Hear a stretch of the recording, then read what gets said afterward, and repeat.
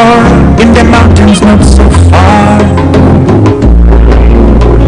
I hear them rolling, roar, roar, roaring like thunder. I can hear them roaring the wind in the night, in the night. Wisdom echo in the minds of wise men, giving life new meaning in the night, in the night. Lights the road for the wandering man, so far from the city. In the night, kings make wishes if they could live again another day to rule their kingdom. In the night, there is no rainbow. The night is for clever men, brave enough to face the night.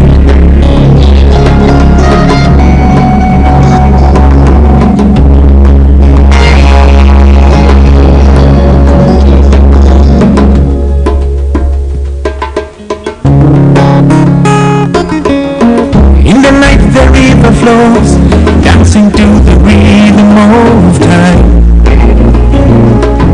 gracefully,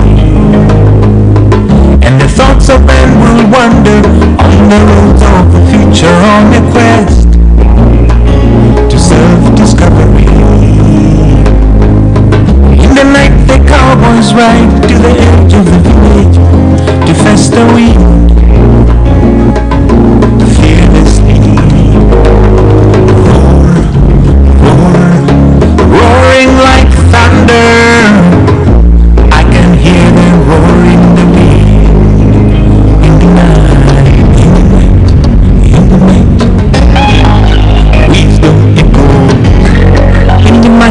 Wise man, giving life new meaning in the night, in the night.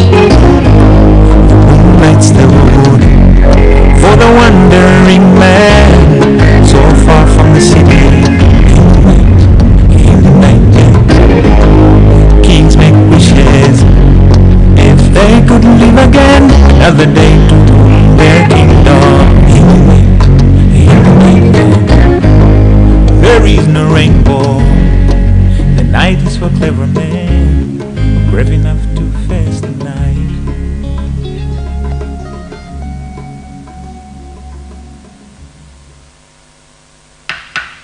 Abukwanachona msozibeni, atakunyama sopa chatimbe, anaiwala zakunya sarande, akunyeba ndianye zidi mavembe, ngakale moyo kusinta,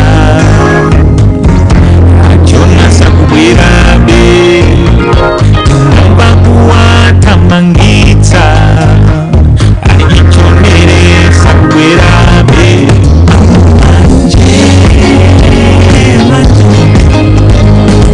Odi muzabwera lita manje,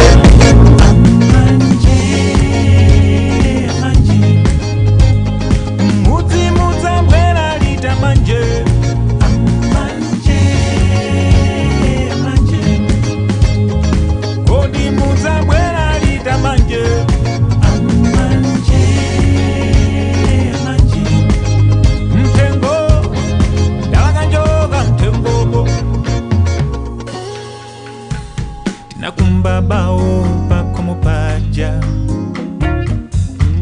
pansi pantengo wa mango timakalira maso kunjira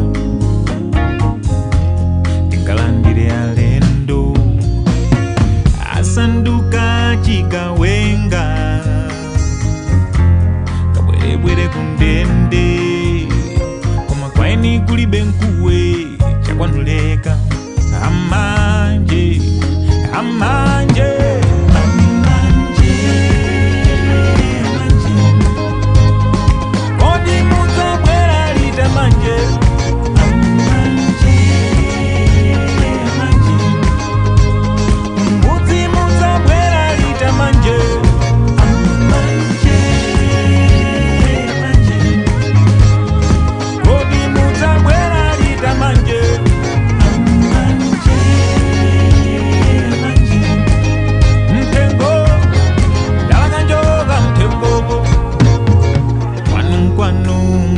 pabwinja tsiku lina mudza kusowa kudziwa muli ndi luso la uterala koma musatere moyenda tinamvana sintha dzina ukamberembera akadachitabe ngakhale umoyo ukusintha ali chikonteresa kumverabe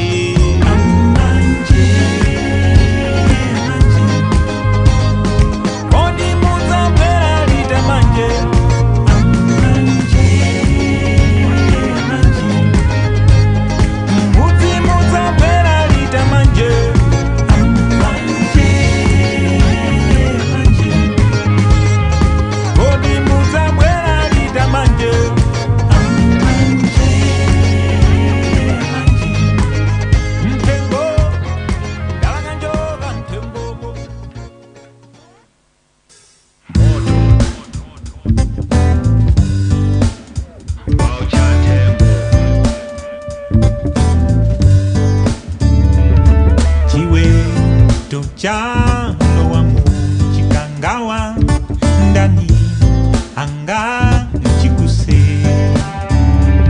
mumti mamwanga mulinkawa ndani anga titandize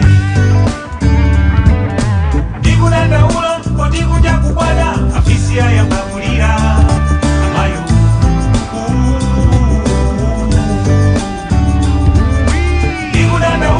ndikuja kubwada afisi ya mbavulira amayo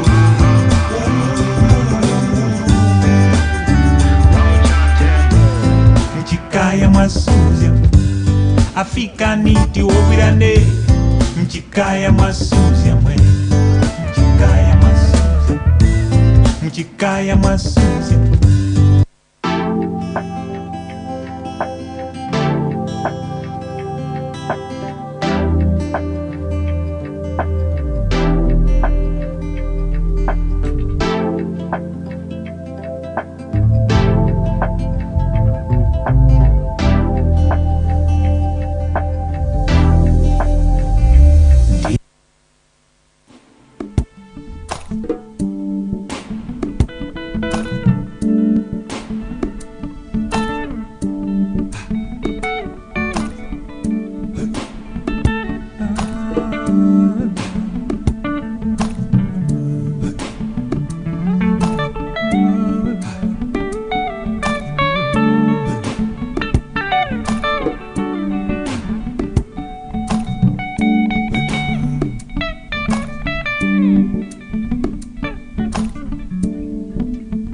From the sound of the cock in the morning to the beauty in the sound of the singing birds, you know life has begun.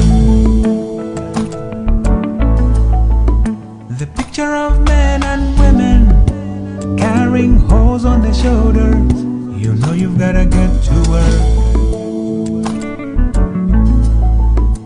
Greeting each other as we're passing by with the sound of joy and laughter, we welcome a new day. And life is beautiful. Timapita kumonda, timakalima. And life is beautiful. Timapita misana, kugulula ntaka.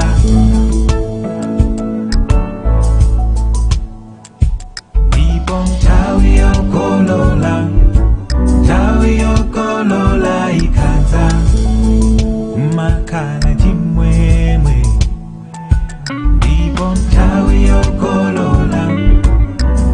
yokolola ikaza makala chimwemwe. This is the life of an African. This is how we live here.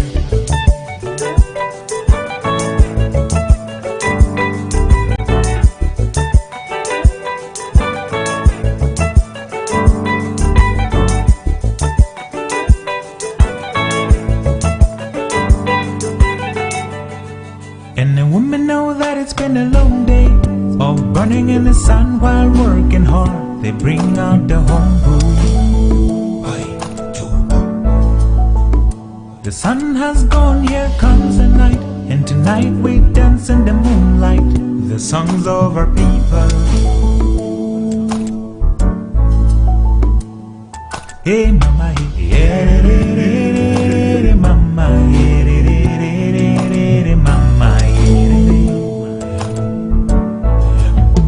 and life is beautiful.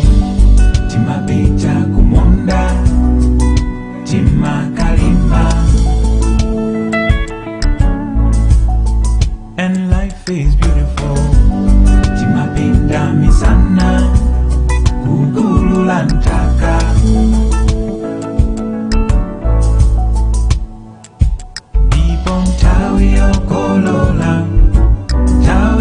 Kolola ikaza makala chimwemwe ndipo ntawi yokolola ikaza makala chimwemwe. This is the life of an African. This is how we live here.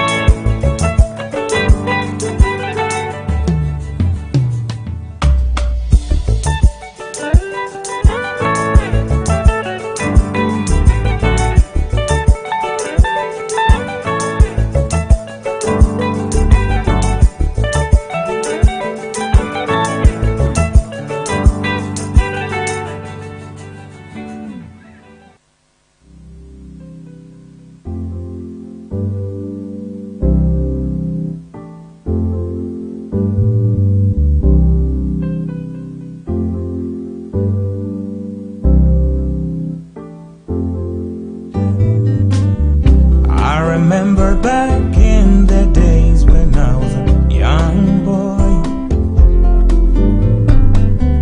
I would come from school and find Grandpa under the tree. Good morning. And he would say, welcome. Ladies, let us find our seats so we can start our program, our day 3 program. Those of us outside, may we quickly come inside so we can start our program.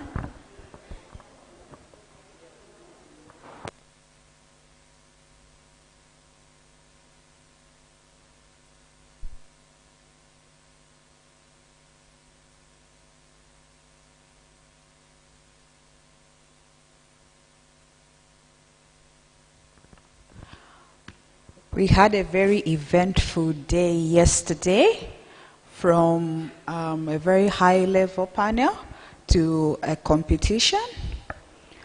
So, in the next 10 minutes, we want to do a recap. We have recording in progress. 5 chairs in front. I want 5 lovely ladies who want to sit in front and recap for us what they heard yesterday.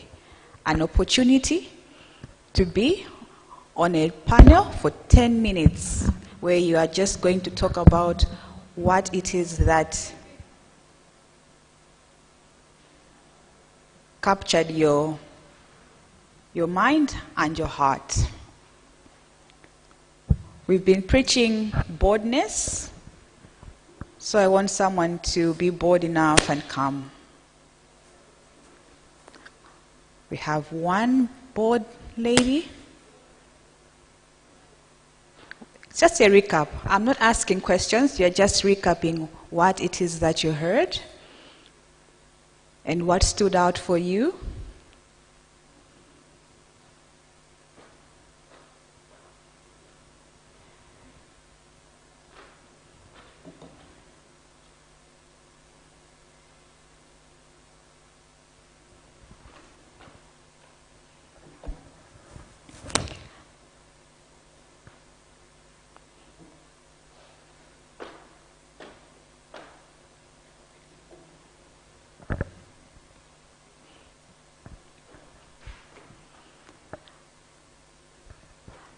Amazing.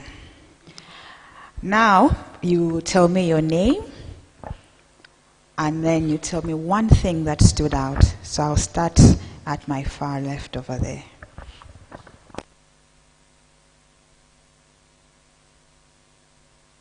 Good morning, everybody. My name is Faith Muita. I'm a second-year student at the University of Malawi studying computer science. Thank you for the opportunity to speak. One thing that stood out for me yesterday was that there's space for everybody in the tech world, and girls need to take up that space as well, because there are not a lot of ladies in the tech world. So as a girl, I was motivated that I need to wake up and take that space because it's waiting for me, and I just need to start. That's one thing that's for me, that I just need to start and grab the opportunities that are already there for me. Yeah, thank you very much. And here you are taking up the space. A hand for her, please. Please.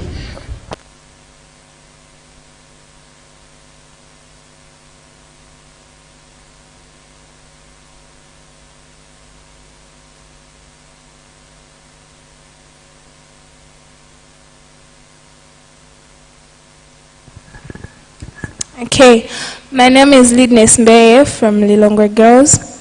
Okay, the thing that stood out the most yesterday for me was the fact that I'm the one supposed to start something. I'm not supposed to wait for others to do it for me. I have the capability to do what I want in the tech world. Thank you. Thank you so much. We'll move on to our next speaker. My name is Miriam Piri. What stood out to me yesterday was importance of mentorship and networking. I mean, we're here, we have a chance to network, we have a chance to find mentors.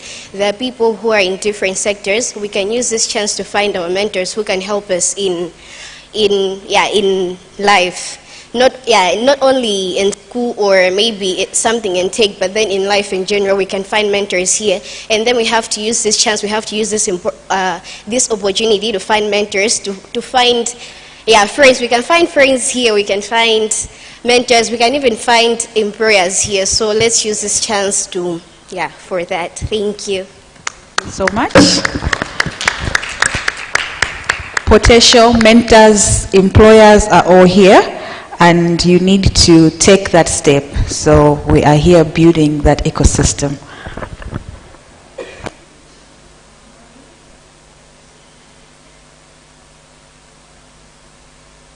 Good morning. My name is Evelyn Kabondo, and I'm a final year student at the Malawi University of Business and Applied Sciences.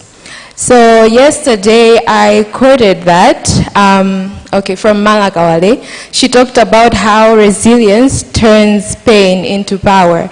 And also during the men's panel, we were told about how spaces are available for women in the industry, but we need to have the courage to take up these roles, and also we need to thrive so we can prove to them that women have the power to take up these roles. Also, I picked up something really important during the women's panel. They talked about how we should be the one to define the standard for ourselves. We should be happy with who we are, and we shouldn't let other people define us. Thank you. Thank you.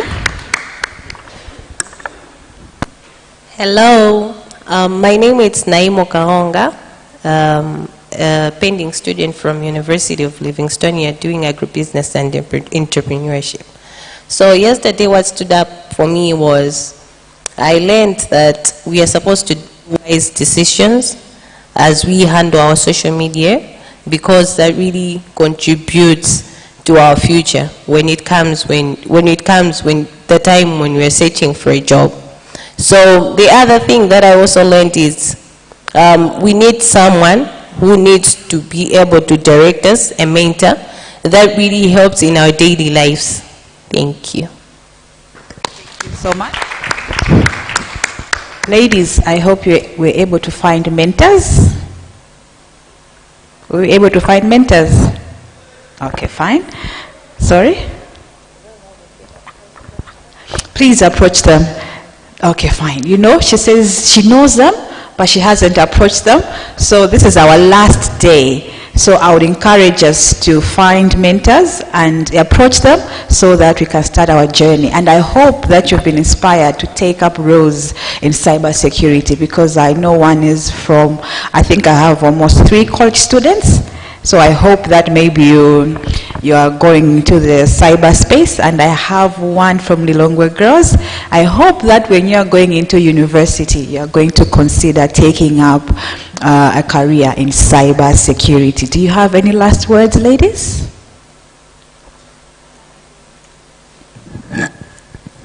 I just wanted to say thank you to Magra and Airtel for hosting this conference. It's something that I really needed. I just needed motivation to actually do it and stuff like that. So I just wanted to say thank you to Magra and all the speakers who have been here, coming to inspire us, to teach us and empower us. Thank you very much. I really appreciate it. Thank you.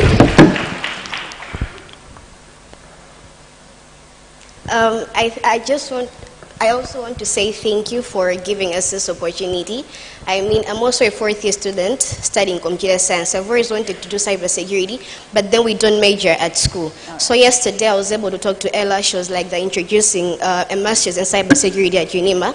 So yeah, I'm so grateful that because of this, I mean, I didn't know that it's going to be there. So yeah, for someone like me, I mean, that's even why I went for computer science in the first place, because I've always wanted to do cybersecurity. After my sister-in-law told me that there are very few cybersecurity experts in Malawi, women. So yeah, from first year I was like, I want to study cybersecurity. So I just want to say thank you for Magra and everyone for organizing such an event. It's been insightful, yeah, and I'm learning a lot. Thank you. Thank you. A big hand for these amazing ladies. I'll let you sit. They took the step and they were my first panel. I'm so proud of you. And I really do hope you get mentors and that you succeed in this field. Thank you.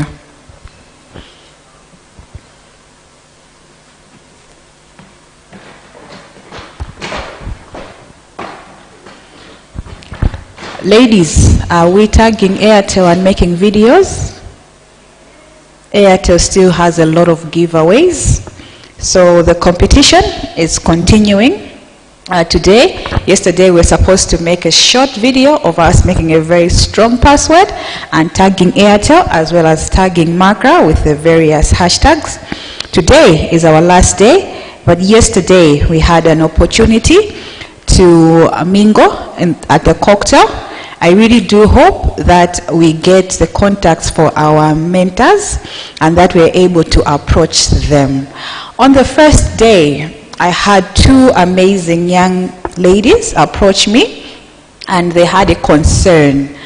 So their concern was centering around being able to progress in the field of cybersecurity, because they had stated that for them to be able to get certifications, and you heard from our 4th-year student who's doing computer science that here in Malawi we are not majoring per se in cybersecurity.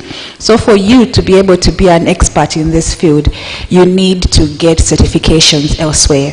So they had brought to my attention that these are very expensive. But yesterday, when we had the panel that had Trapson and Wezi as well as Horace, they had said that they have mentored young ladies. So I hope that those young ladies were able to get contacts of these men that are mentoring and advancing women in tech, so that they could pursue further their careers in cybersecurity. Nonetheless, I'll give an opportunity to one more lady if they want to say something before we start our program.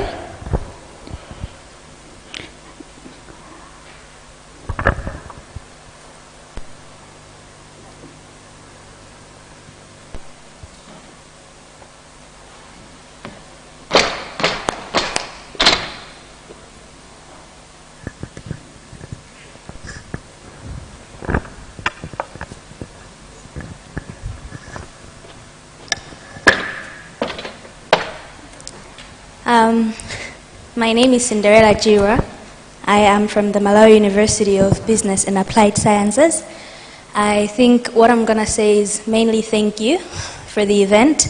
So these were a few takeaways that I personally got from this conference. The first thing was, if we don't take a stand, we'll be underrepresented in the cyber community. She must secure. You can learn on the job, just don't give up. And I got that from Angela from Boca.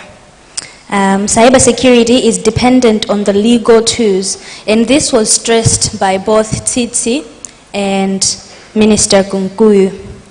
And also I learned that scrums are not only there to track progress from the employees, but they're also there to give space for people to voice out their opinions. And this was said by Mike Ngandu. And the last thing that I also want to say that I got from this place was, if you like what you see, you can negotiate. Don't dictate. Thank you very much. Thank you so much. Unfortunately, I think the world judges women a bit more harshly than men. We are not allowed to make mistakes. We are judged on how we look, how we talk. We are supposed to be perfect, yet nobody in this life is perfect. So I think yesterday we were able to get that confidence boost that we needed as ladies, that this is a safe space, and in whatever we are doing, it is okay to fail, as long as we use it as a platform to come out and rise above it all. Any other burning issues before I close? This is the last day. I don't want someone to go back and say, I wish I had said that.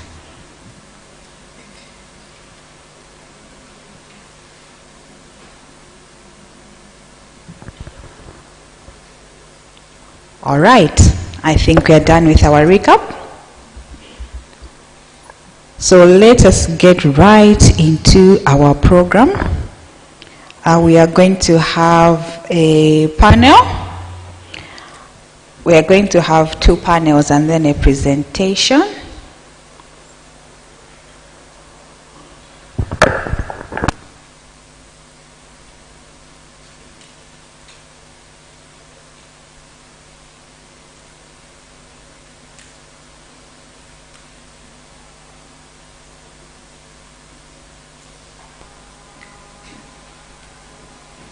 All right.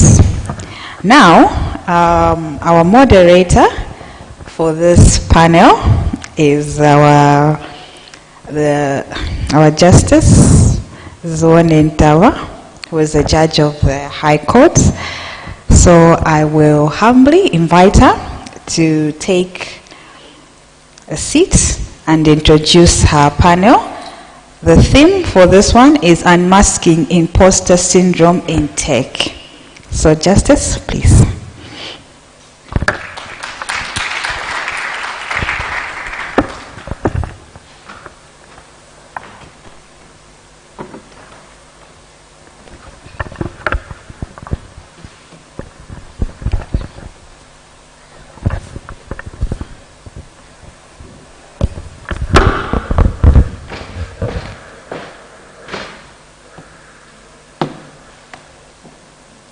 Just give me a minute. Let me open my laptop.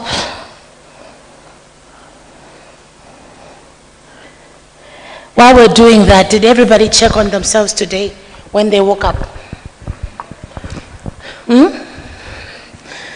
That's a very small, yes. Did we check on ourselves? Did we check with our head? What's going on with our head? How do we feel about my head? Did I check on my shoulders? Did we say words of affirmation today? What were your words of affirmation? I am beautiful. I am good. I am smart. What else?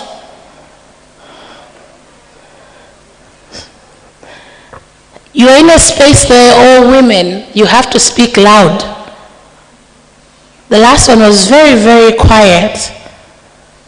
What was the last one? I am capable. Okay. What about I am enough? Huh? All right. So when we do words of affirmation, what do we do? Huh? Good job, ladies. Because you're all ladies, aren't you? Is there anyone here who's not a lady?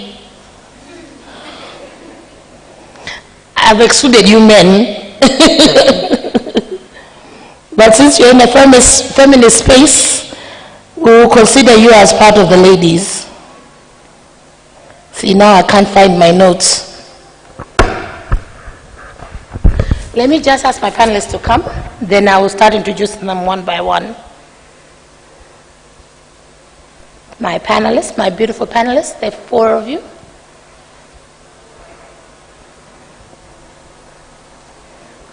I always say the technical gremlins are always out to get me.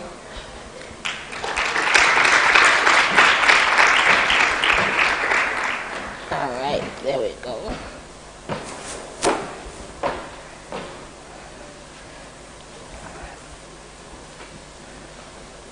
Okay, so my panelists are Sarah Kudze.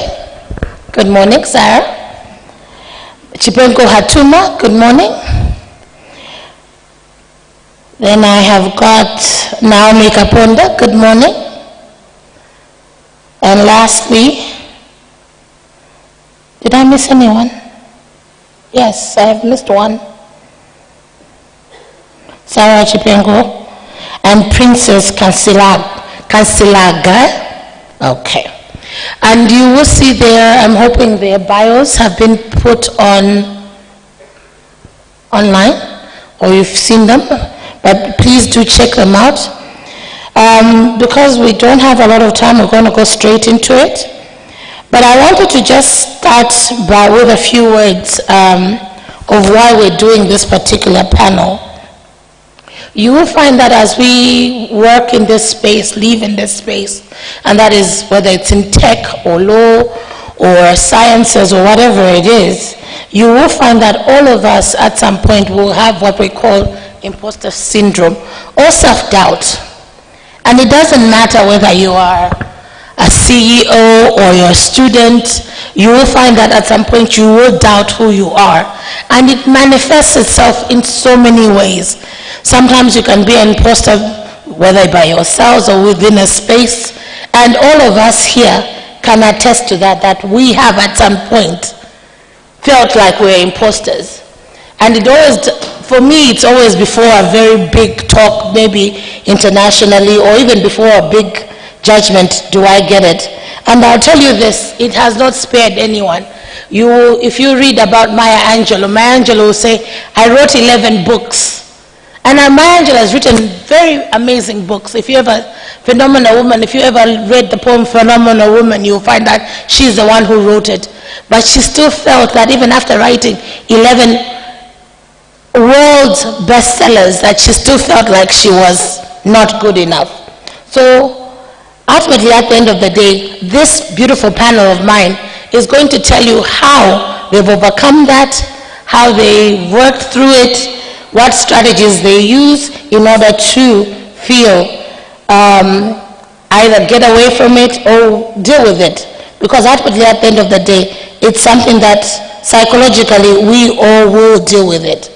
So getting straight to it, I'm going to ask Sarah and Chipengo to highlight to the ladies here and to the people online, what does imposter syndrome look like in the tech industry, especially cybersecurity and IT?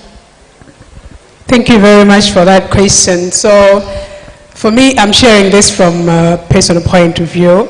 When it comes to imposter syndrome in the tech industry, it often shows up as constant self-doubt, or that fear of being found out or being exposed. You know, you're working and you really know that you're good at what you do.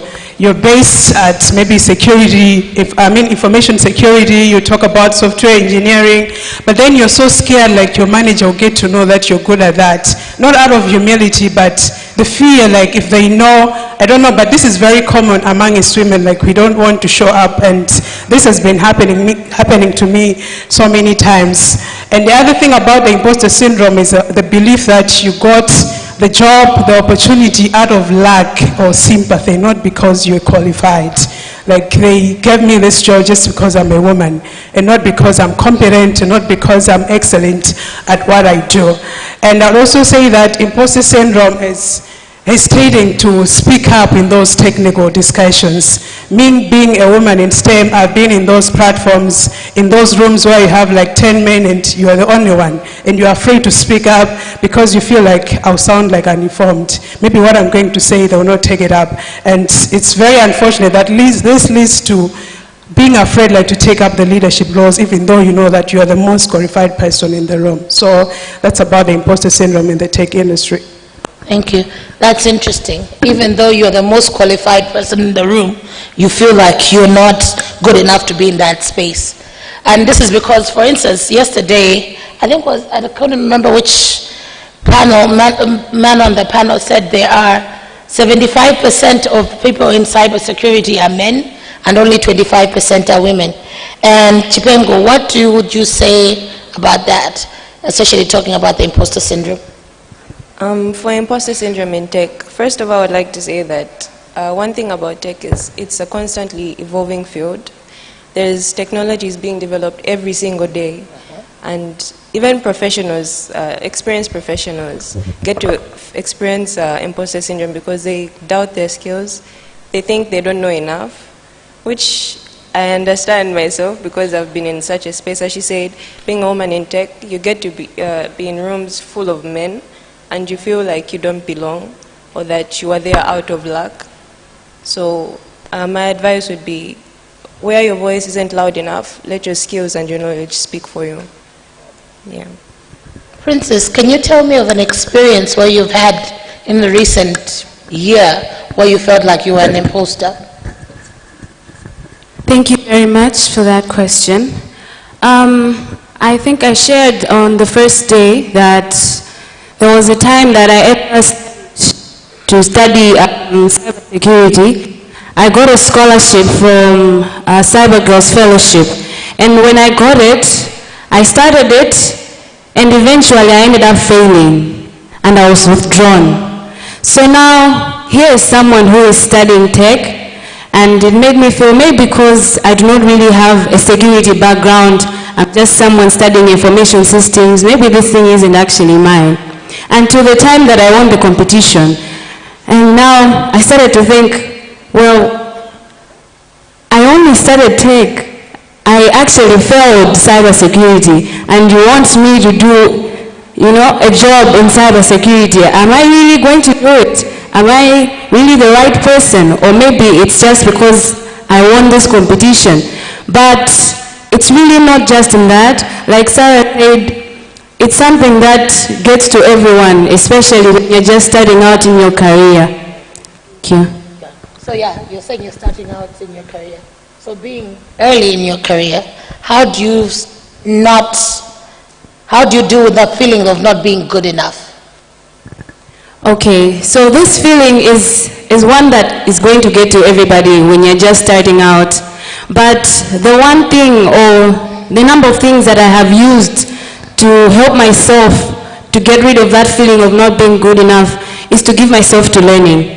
Every person that I see in tech, or the people that I have seen or I have found, let's say in my office, that are doing really well in cybersecurity, there are people that also started small. They were once a first timer in that office. So I always give myself to constant learning. There are so many platforms that you can learn, so I'll give myself to those. And the other thing is that I seek mentorship, and I always ask for help. There is no one who knows everything, especially when you're just starting out. There are people that have been there for a long time. So it's very important to talk to them, ask them how do they do what they do. Because in that way, it's where they're going to help you to get to where they are. Thank you. Thank you. And it's interesting you said ask for help. And for most times, everybody assumes help is always going to be from the big boss. Sometimes even the messenger who works in that space and sees or has heard conversations about this is able to assist. Now I'm going to pick it back to Sarah.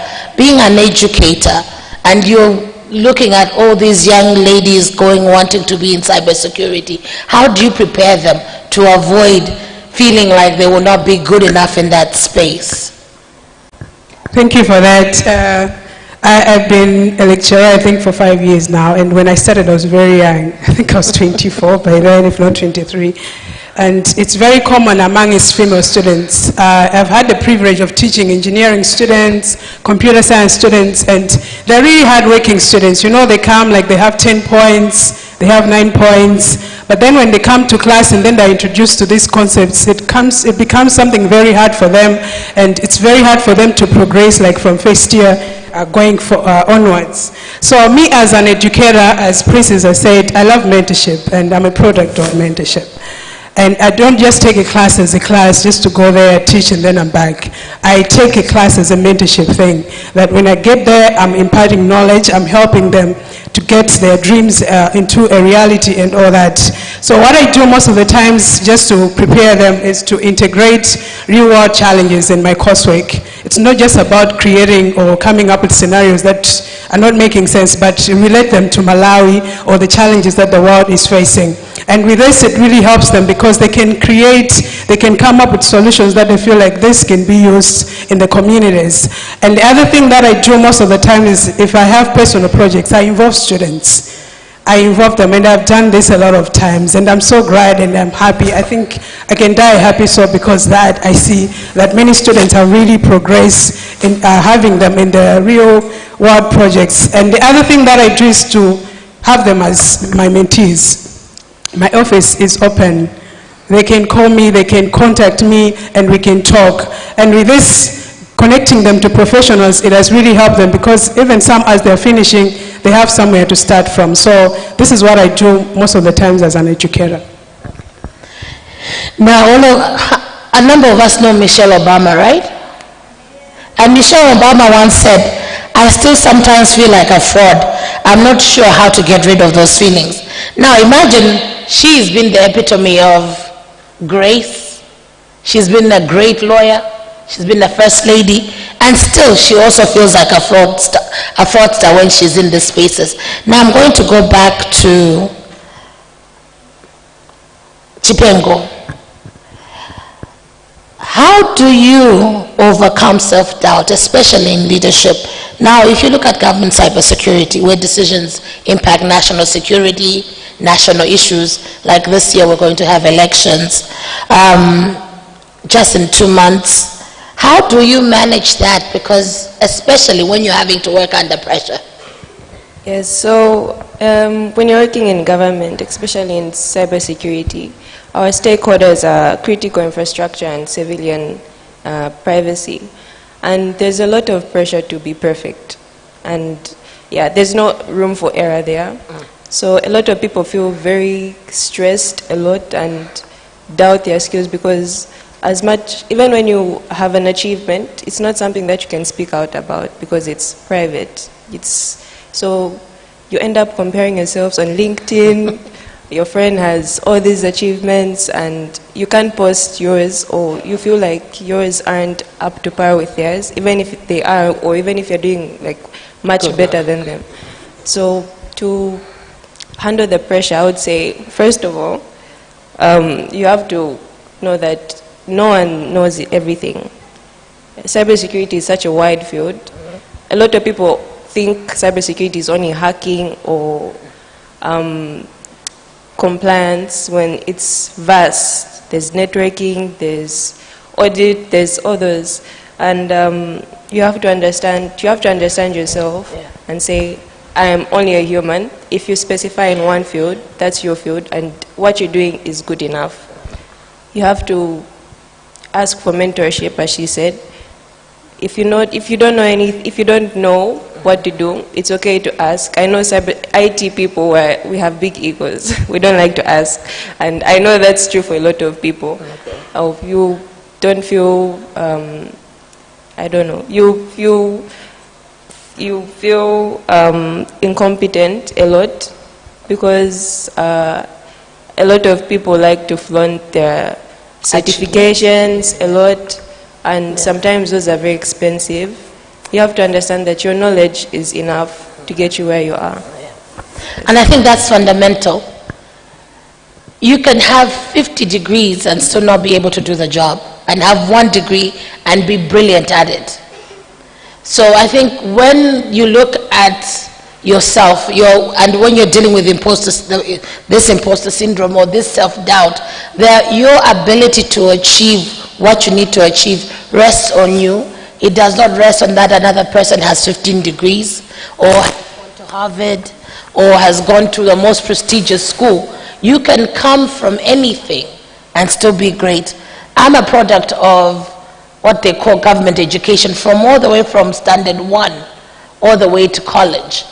And I believe that it does not matter what your background is, it's your ability to do the work. And self-doubt requires you to work on it. It's something you must work on it. It's like a muscle. If you don't work on it, it doesn't work. And to that degree, Naomi, I didn't forget you altogether. Can you at least let us know how peer-to-peer support has come through, and what kind of examples can you give, especially to the young ones, on peer-to-peer support? All right, thank you for this opportunity. I have found support in peer-to-peer, and let me say I will relate to my recent workplace. So I started an internship at Malawi State in cybersecurity, while myself I studied a Bachelor of Management Information Systems. So you can see that I went into cyber whilst I didn't do it. And while I was there, I met many cybersecurity professionals, highly professionals. While I was comparing myself that I cannot do this, I would always ask, go, they will help me, this and that. So it helped me build my career. Because I remember this other time when I was given a certain task, I didn't know how to do it. I had to reach out to my fellow, and she helped me. She took me through the task, showed me her previous week. So that's how I found it, that it is good to find peers in this journey, because you cannot do it alone. And even them themselves, they are experts, but not so many things they do alone. They always consult others. Can you come and do this together? Can we do it? So I would say peer-to-peer is good since it brings much collaboration to each other, and you share new ideas you didn't even know. So you can find mentors, or you can take your work and engage others to find more ideas on how you can work. Thank you.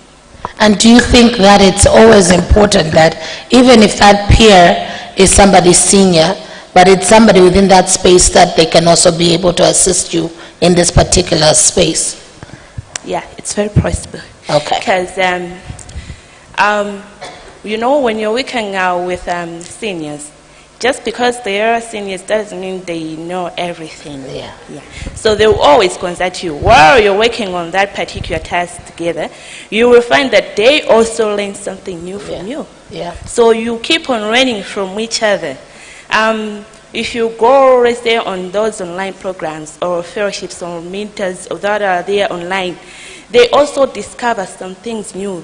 They will come with their tutorials that, okay, I've come with a new tutorial, I've added new features, meaning to say they keep on learning, they keep on doing this thing. They say there is no one-stop point in tech, especially in cybersecurity. It's dynamic. Things keep on coming, so you have to keep on learning. You don't have to stop that, okay, I've achieved this, then this is my stop point. That is not like that. Thank you.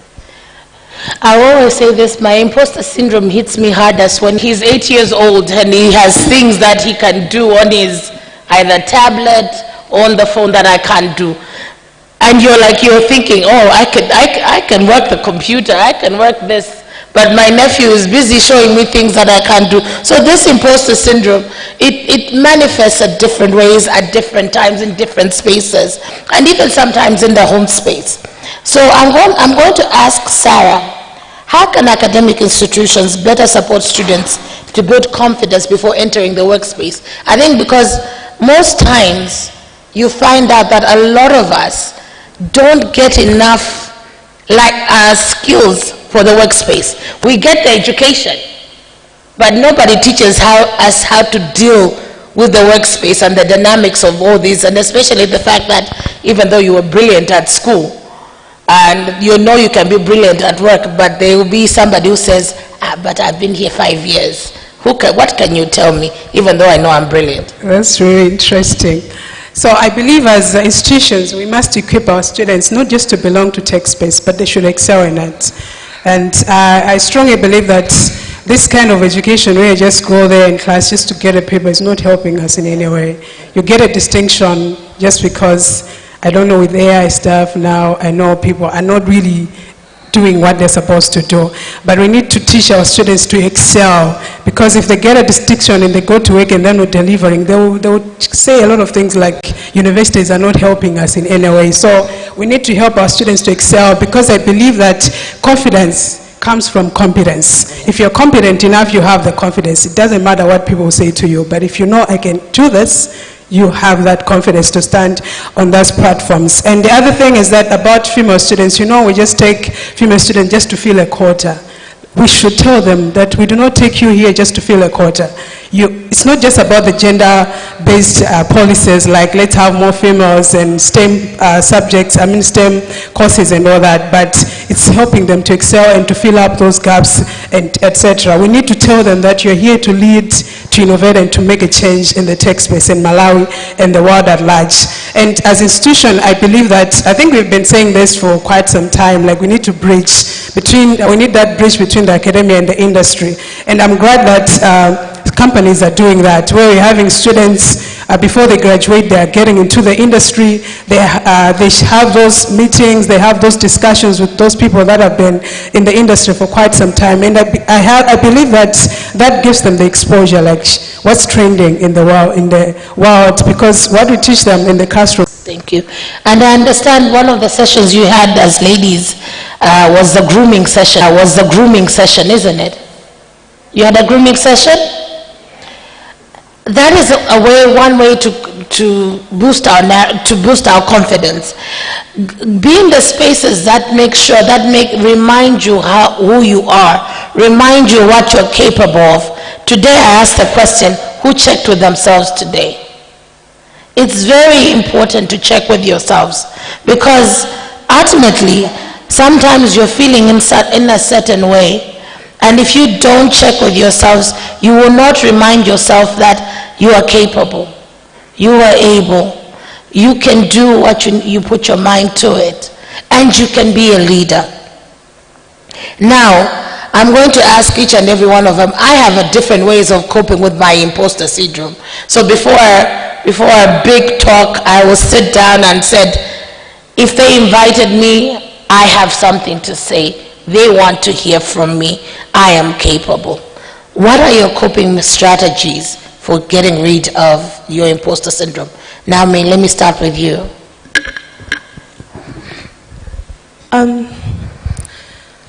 I'll just mention one strategy because of time. Okay. One of my strategies is that I always create a wins journal. So whenever I've done something good and I've got a positive feedback, I write it down.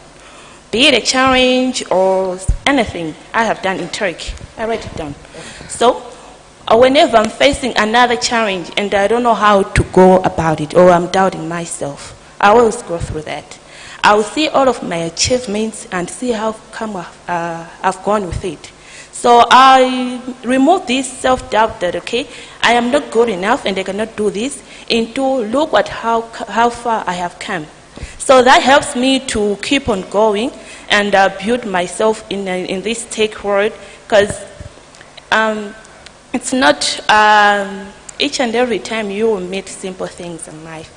Sometimes you are given things that are more difficult for you. Even the ones that are giving you, they know it's difficult. They just want to taste you or to know how can you go about it. So it's also one way that you can build yourself and others, because once they see your achievements or what you have gone or what you have given them and got a positive feedback, they will always refer to your work or make you to mentor others, or, and refer them to maybe they can also give you another task that, okay, since you have done it well, can you also do this, or can you help them to do this task? Okay. Yeah, thank you.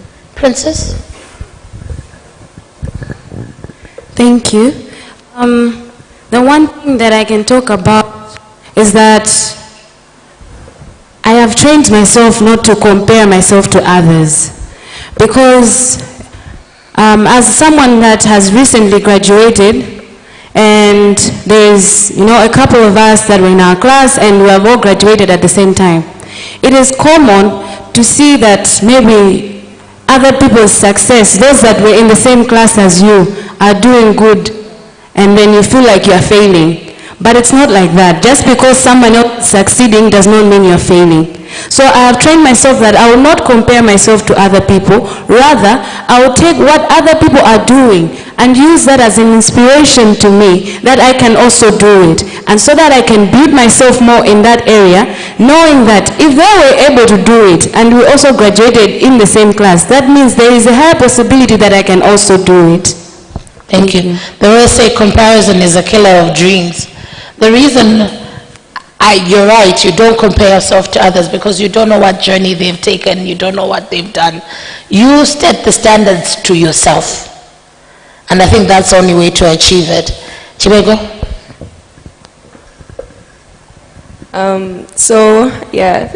Imposter syndrome is something that I experience very often myself, even coming up stage here. It's my first time speaking in front of a crowd, so if you can hear the shiver in my voice. Let's clap for Chipengo.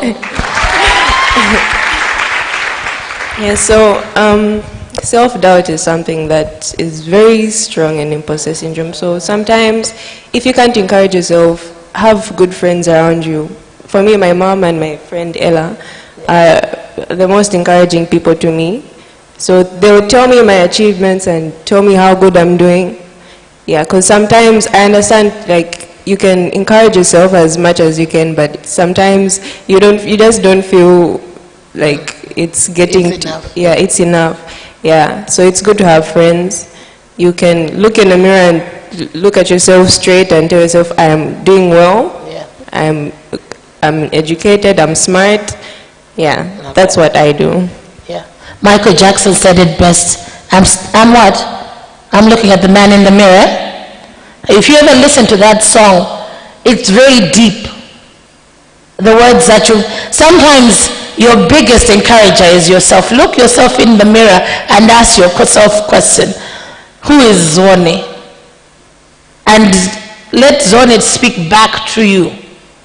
I always find it interesting that for this job, my biggest encourager were my two of my good friends, my sister and my niece, who's older than me. Literally, when the advert came out, they're like, did you see that advert? I'm like, but I don't think I'm ready to become a judge. They're like, no, I think you are. First day, I didn't write the application. 3 days before the deadline, they called again. So they called each other and said, check if she's done it.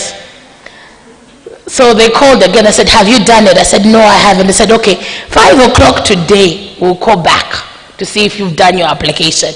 And I said, okay. So 5 o'clock came. I had done the application, but I hadn't sent it. They're like, tomorrow, you're going to the post office, send that application through a registered email. And I did. And guess where I am now? This is me. 2 people encouraging me to do this. Being able to say, you can achieve this, you can do this, even though I didn't feel that I was adequate enough to have done that, despite all the experience and the number of years that I have been doing that particular work. Sarah, what are your coping strategies? Every time when I wake up as a young woman in STEM, I always tell myself, girl, you belong to the tech space. And your voice matters in those take rooms. And I say this with boldness because it is true. When I look at myself, I believe that the skills and the wisdom that I have is enough, and I can make the difference. And this has really pushed me. Aside my background, aside my identity, I don't take those as my limitations. They are my superpowers. When I share my background, when I share my identity, I know that I'll make a difference with that one. And I want to share an experience, I think, with this, as you have said, that other people believe in us. It's unfortunate that we don't believe in ourselves. And me as when I just started, I still remember, I think that was like 2 years ago, still young. And you know, working in such platforms, universities, you have people that have been there like 30 years, 20 years. And I was asked to lead a team for a STEM project, a related project. I was really scared. I was asking myself, Sarah, are you really fit for this? You know, you're asking, like, there's that woman who's like, he's been here for 20 years. They're better than me and all that. But I always said to myself that if someone is believing in me that they have seen something great, let me not disappoint them. I'll take up that space, I'll stand on that platform and I'll deliver, because I know I'll be happy and they'll also be happy. So I always embrace the community that believes in me, and they keep pushing me, because if they come and say, you've done it, girl, that boosts my confidence, and I keep pushing. So this is to everyone here. I think as women in tech, let's have that community. People who believe in us, people who can push us, people who can keep asking us, as those sisters of yours that kept asking you, have you done this, have you done that? People who kept checking on your dreams, like, you said you're going to do this. We need that kind of a community, and it has really helped me. I'm here today because I have a supportive team. Thank you. First and foremost, be yourself, and be yourself encourager. Have friends who can help you through it.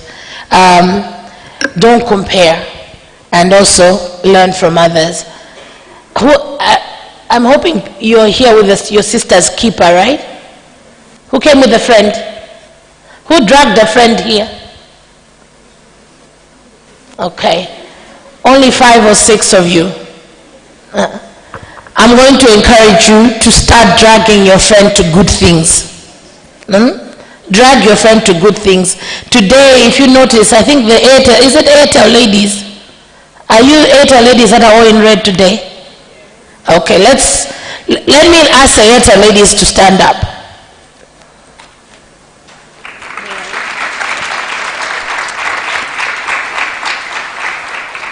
The Airtel ladies today decided to be in red, which means they encouraged each other to find something in their wardrobes that is red, and that speaks to Airtel. They branded themselves. They encourage, and they're sitting next to each other, which tells you something. When you're in these spaces, learn to be your sister's keepers, especially when because imposter syndromes, thank you ladies, you can sit down, thank you so much. As you're hearing, and we're hearing from everyone here speak about their experiences, myself, take time today to speak to another person, encourage them, give them a word of encouragement. You're brilliant, you're beautiful, you're nice. Let us not be the PhDs, the pull her down people. Women, we can be very catty, yeah? We can be very, you can even make a person who is already feeling an imposter feel worse. Who does she think she is sitting in front and speaking to us? It takes courage, it takes skills, it takes everybody encouraging each other. I have saved about 2 minutes. Is there anyone on the floor who has a comment, an experience that they would want to share for just a minute, especially young ladies? Yes. You can, yeah, you are the first one. Just wait for the mic.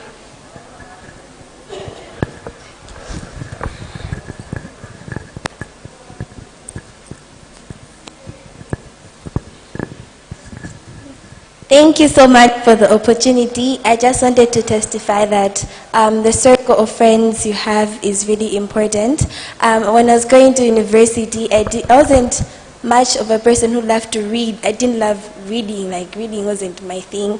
But then going to university, I met my friends who encouraged me to read, and I've been reading so much, and I'm growing an interest to reading more. So the circle of friends you have is really, really nice. Yeah, thank you very much. Thank you. My reading partner, my accountability partner is not here. I think you might, I don't know whether you met her or you met her yesterday during cocktail, Toko Jimbe. Yeah? She made me read. When I didn't want to read in law school, she would come at 1 a.m. and say, knock, knock, knock, wake up and read. So yes, I never get to thank her enough for it. But one of these days I might do something nice. Don't tell her she's not here.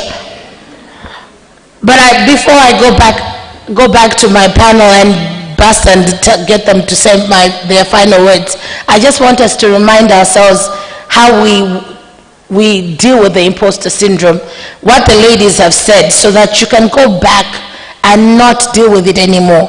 The first thing they've agreed, and we've all agreed, it's real. We all experience it.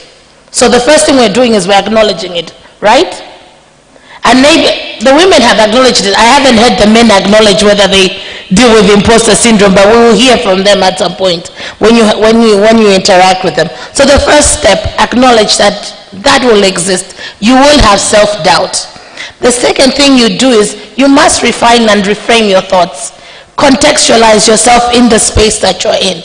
Remind yourselves that you are capable, that you belong in that space, and you have a voice, and you have a right to express that voice.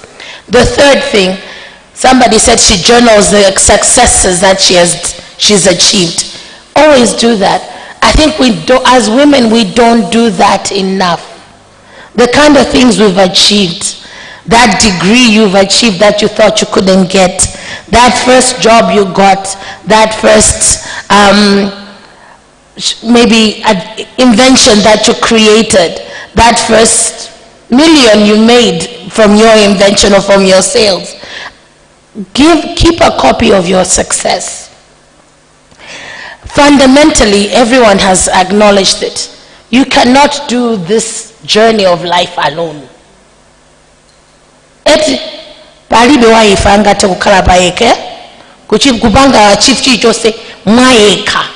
As a solo, it don't work like that. Life doesn't work like that. You need support at every step and at every angle. Learn to seek support and also learn to give it. Lastly, I always say this. I'm a strong believer of umuntu, or self-compassion. All of us can learn that somebody can be in a space and they're experiencing self-doubt. Be the one that encourages them. Be the one that helps them to grow. Because yes, ultimately we all will make mistakes. We've all made mistakes. And even when a person has made a mistake, please realize that that is part of growth. So I always say, before we conclude, let's bust some myths about the imposter syndrome. They always say girls can't be in tech.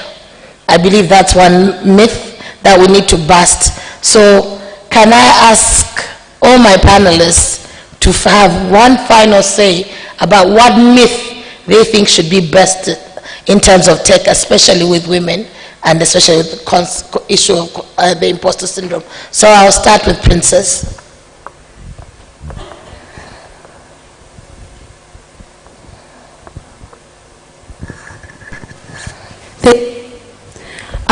The one myth that I truly believe should be busted out of tech is that making mistakes means you're not good enough. That's not true. You know, in life, you're not always, but there are going to be times that you will make mistakes. But it's really important for you to know what to do after you have fallen. Because falling is not the problem, but what you do after you have fallen. Do you stay there, or do you get up and you dust yourself and keep on moving?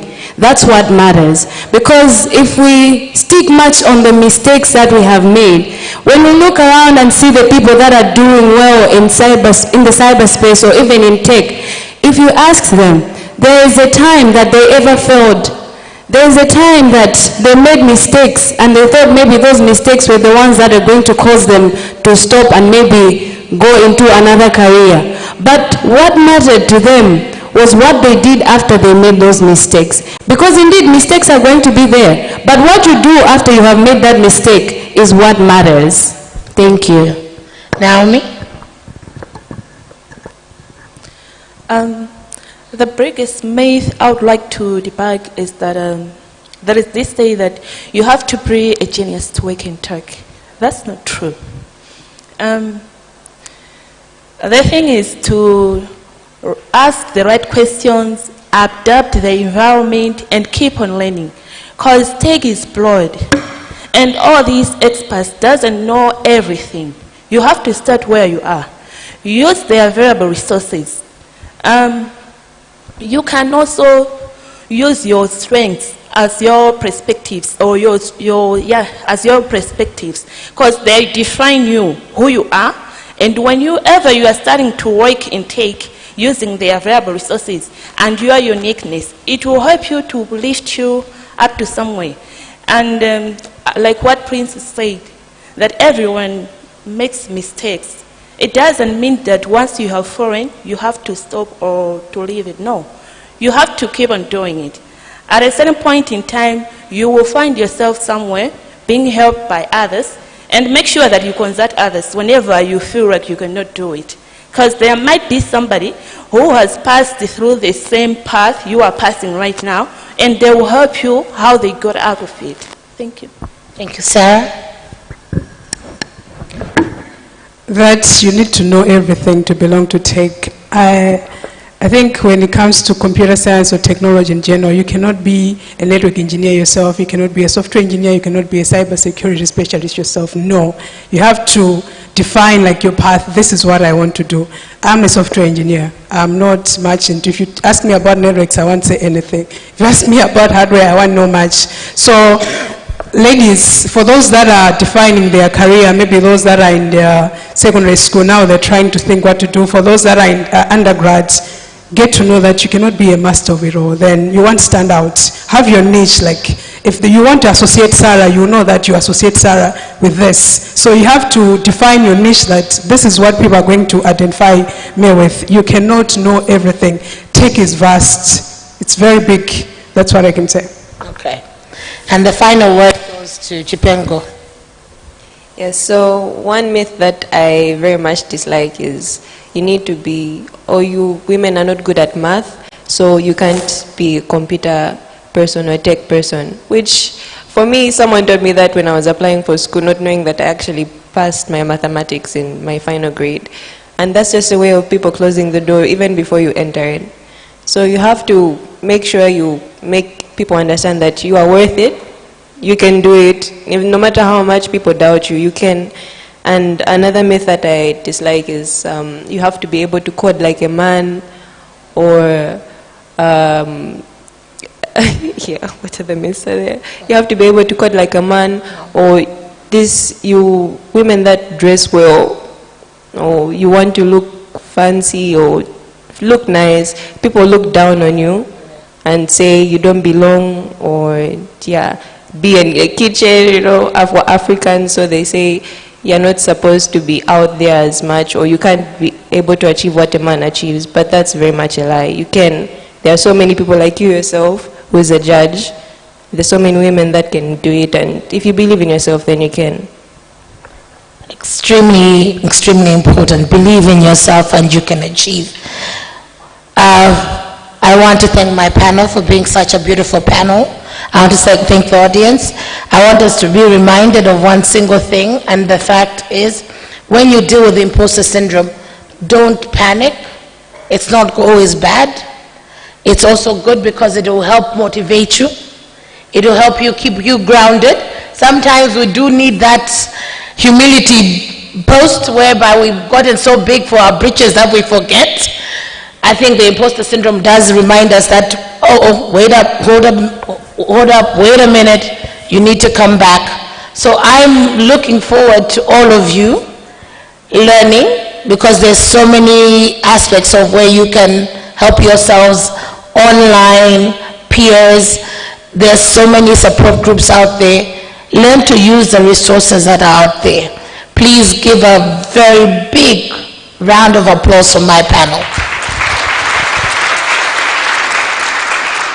Thank you and good luck. I'm going to ask for a picture with my panel.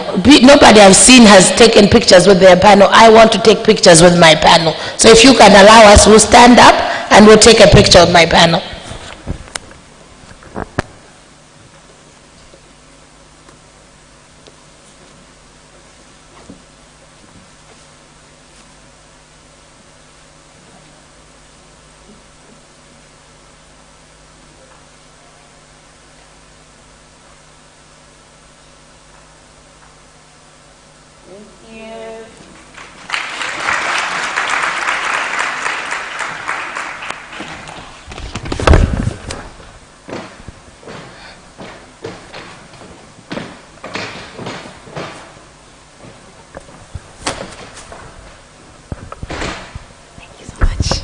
Thank you so much to our amazing panel. We were supposed to have another panel, but we are waiting for one of the panelists, so we are going to amend our agenda. Before I call the next speaker, Kwichi, get ready. They have a poem, but I also have goodies from Airtel. Yesterday we had a challenge, so we have winners that are going away with MiFis. Please, if you're here a name, go by the Airtel gazebo and collect your MiFi. Verita, Orapa, Flossie, Hofa, Sarah Yewawa, Annabelle, Abuinombewe, Juliana, Elizabeth, Abigail, Miracle, Mercy, Mpato, Luce, Hilda, Patience Chira, Mona Lisa, Violet, Hilda, Victory, and Tandy. So over the tea break, let's first hear the next presentation. But I think the panel that was here, it was very interesting because this is something that no matter where you are, no matter how big you are, I feel like as a people, everybody does suffer from imposter syndrome, where sometimes we doubt ourselves. I'm sure if you see me, you'd think I'm an extrovert. No, those are lies, I'm an introvert. My favorite thing to do is read a book and stay at home. But the very first Women in Cyber, our chair, Tokozani Chimbe, had looked at me and said, "You are going to host this 3 days." And she did not give me a chance to say no. This wasn't an ask, this was a directive. And I think I said, "But can I do it?" I think she saw something in me and she encouraged me, and here I am 3 years later hosting the 3rd Women in Cyber conference. And she's not here, but I'd like to thank her as well. And I'm a strong believer in speaking life into yourself. So ladies, I want us, every one of us, to say, when you say I, say your name after that I. So you say, I, Lemekezani, belong here. Let's say it all together. I. Let's say it again, ladies. I. You do belong here. Now, Kwichi, girls, this is your time to give us your poem. A hand as they are coming up front.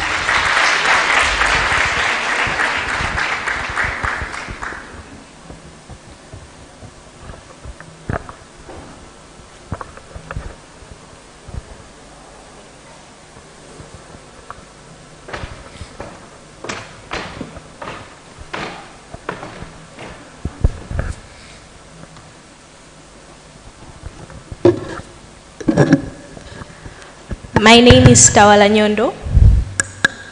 My name is Yufunilo Gasamba. My name is Rehema Omar and we are from Kwichi Secondary School. We've come with a poem entitled Cyber Secure Me. I have a special secret. Whenever I go online, I do not share with everyone the things that are just mine. I first reflect. I am a child, they say. They can play me, they think. My name, my address, my contacts. These facts are all mine and not for cyberbullies to know. There are dangerous people out there. They texted me yesterday, they texted me today, and they will text me tomorrow. Don't put your personal information online and be cyber safe. I'm just a girl with a heart so blind. Behind the screen, words cut deep, leaving scars day and night. I feel alone and scared to share my story online. Yet, I want to feel safe in the digital space where I can be me without a hidden face. Every girl child needs to be protected and every girl child needs to be safe. Women and girls, protect your self-information and hide your privacy. Nobody told me that my life was a product. My parents, my friends, my relatives posted every photo and every thought, tailored for an audience. No product is made for the algorithm, for them to use our photos like rhythm, to make them shiny and marketable. Is it because I'm a girl child and that pressure does not pressure me? Be safe. Being online can be fun. You can learn, play, and chat if you can, but be safe and know this. When you're online, you're not alone.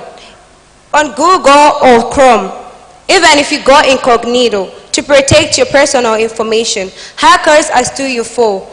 Instagram and Facebook is where they look. Don't keep your information there, for when it shuts, your information goes out of town. So be protected and keep yourself cyber secured. So speak out now. Don't run away. A brighter dawn begins today. Online safety side by side, with truth and justice as our guide. Thank you. Thank you so much. That was an amazing poem. Airtel is giving away more MiFis. Today, we are asking you to upload a picture of yourself and tag Airtel. Do we have the hashtags, technical team?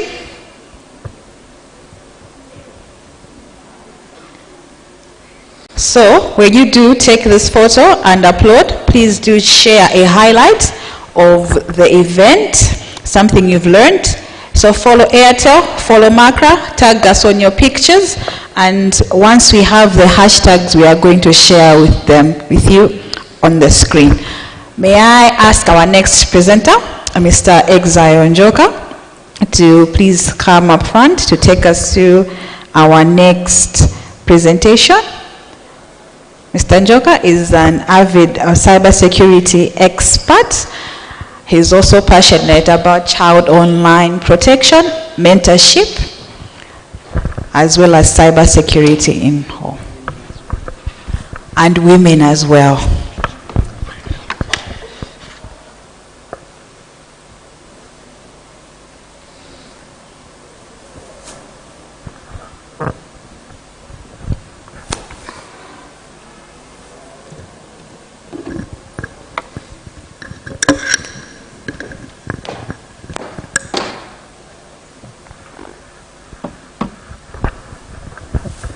Good morning. All protocols observed. Thank you so much for the opportunity.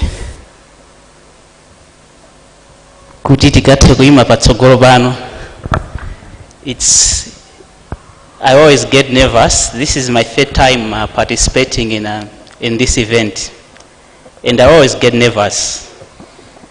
And I get nervous not because I don't know what I want to talk about, but I get nervous each time I'm preparing because I know that whatever I'm presenting, I'm sharing it with my sister, I'm sharing it with my cousin, I'm sharing it with my friend, I'm sharing it with my mother, and the information I have to share has to be accurate and they have to have impact. So just by the virtue of understanding that, I always get nervous. But thank God we are here again. I think this is the third Women in Cyber Conference, and I hope that you have enjoyed all the sessions which were there before me, and I also believe that you're going to learn something in my session. I'm Exa Onjoka. I have been practicing cyber security from 2012. So, tizagata bit and D2. So, I have learned a lot throughout my practice, both technical and what we call soft skills in the industry. And I will tell you for sure to say that as I started cyber security, I always thought that when anybody talks about cyber security, it's about hacking. I think there was somebody who mentioned that whenever people think about cyber security, people always start thinking about hacking, firewalls, and all those technical things that are there in the tech space. But cyber security is beyond that. There is a lot of things which you can pursue, which you can do in cyber, even without taking any technical thing. So I just wanted to agree with that speaker. And again, Judge, you had said that we also need to share our stories as men. So let me share to say that when you look at tech space, it is not defined by gender. What I mean is that tech is not male. If you are a woman, if you are a man, you can pursue tech. The beauty of tech is that at any point in time, at any age, you can learn, develop skill, and become the best in the field. That's what I want to challenge you. Last year or the other year, I was telling some ladies the same thing. They were doubting me. There were a few ladies which I took them for few months mentorship. As I'm speaking now, they are leading in the industry, in the cybersecurity industry. You don't need 5 years to become best in tech. Even a month, even 2 months is enough for you to kickstart the career. So don't be afraid. There is nothing like this is a male professional, this is something to be done by men. Any person can learn tech and become the best. Currently there is a technology which is trending, AI. AI is just a trending technology, it's just developing. As I'm speaking now, I'm also a learner. I'm learning just like anyone else.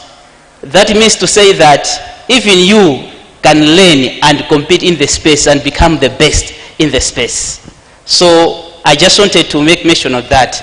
And even in the cyberspace, it's nothing to do with being a male or being a female. It's just something to do with having passion to pursue the field and know what you want in this particular field. So I just wanted to make mention of that. As I've said, I'm Exa Onjoka. I've been in the field for almost 12 or 13 years now. Currently, I'm heading IT at Continental Holdings Limited. Continental Holdings is a group of financial services company where we have CDH Investment Bank, Continental Asset Management, Continental Pensions, and other subsidiaries. So I'm heading IT there. And cybersecurity is part of my scope, which I look at. Apart from my work,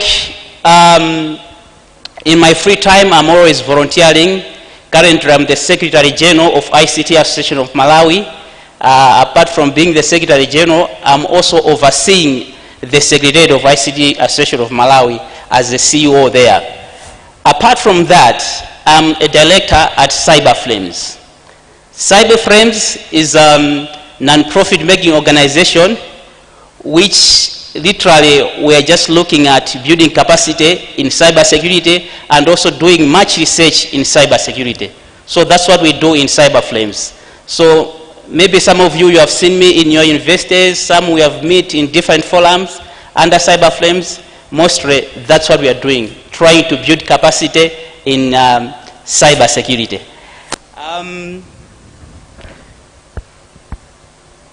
let's start. I have few minutes just to share few information. I know a lot have been said about online safety, about cyber security. I just want to focus on a few areas in depth so that we may all be safe as we are interacting online. So I will be presenting on a topic called From Creeks, in quotes, Taps to Consequences. So what we want to discuss under this subject is the threats which are there and how we can deal with these threats. When we talk about clicks or taps, what we are saying is that each and every time we are interacting with technology, it's either we are posting something, we are commenting something, it's either we are sharing our pictures, either private with our loved ones, or we are sharing it with the public. It's all about the interaction which we do as we are online. So what we are saying is that as much as we are interacting with our loved one, our friends, our work colleagues, those interactions somewhere, somehow can go wrong. So unfortunately, in the tech world, in the digital era, when interaction goes wrong, or when you have posted something online, and that thing was not supposed to go in the public eye, once it goes outside, there is no turning back. So this is something which we need to be cautious about when we are interacting in the cyberspace. Now, I want to share you some few stories of my friend. I deliberately choose that photo so that you may not see the face of that friend. And I had to do some few tweaks so that you can't even detect using AI who that person is. So this is my friend, and we've heard the real name, but for the sake of this presentation, I'll call her Jane. Jane is my good friend, very good friend. Jane is tech. She has been in tech for such a long time. But what happened with Jane? Jane received a DM from one of the public figures in town. And when I say in town, I'm talking about here in Malawi. When Jane received the DM, because this person is a public figure, this person has money, Jane thought that I think this time, this is a jackpot. I think I can easily get money. So this person introduced Jane to somebody in courts called a nephew. Because this person is senior, and realizing that Jane is young, this person said, you know what, Jane, you know me, it's not that I'm interested in you, but I have a nephew of your age who, I think if you interact very well, I think something can come up. Jane was excited about it. What happened? They got contacts, they started talking with the person. Jane has never physically met this senior person, senior successful person. Jane had not met this nephew of this person in courts. Big man. Because this big man is a public figure, Jane could have recognized that this is the man. They never met with this man.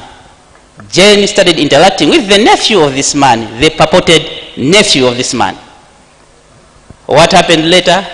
They started interacting, good pictures started flowing, and this nephew got hold of notes from Jane.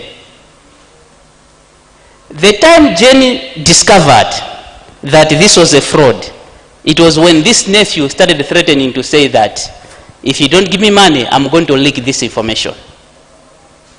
So this is the situation which Jane was in. And I want to emphasize to say that Jane was not just any other mere lady. Jane was in tech. And this fraud, there is no way she could have missed this. But in the pursuit of money, in the pursuit of status, Jane fall short of this trap. There is a story of another lady. It was in the public domain. took notes, and started sharing around.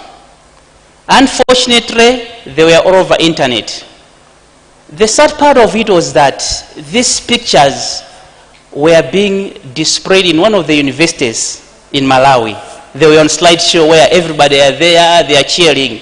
And the sad part is there are also women among, those group cheering, yeah, yeah, yeah.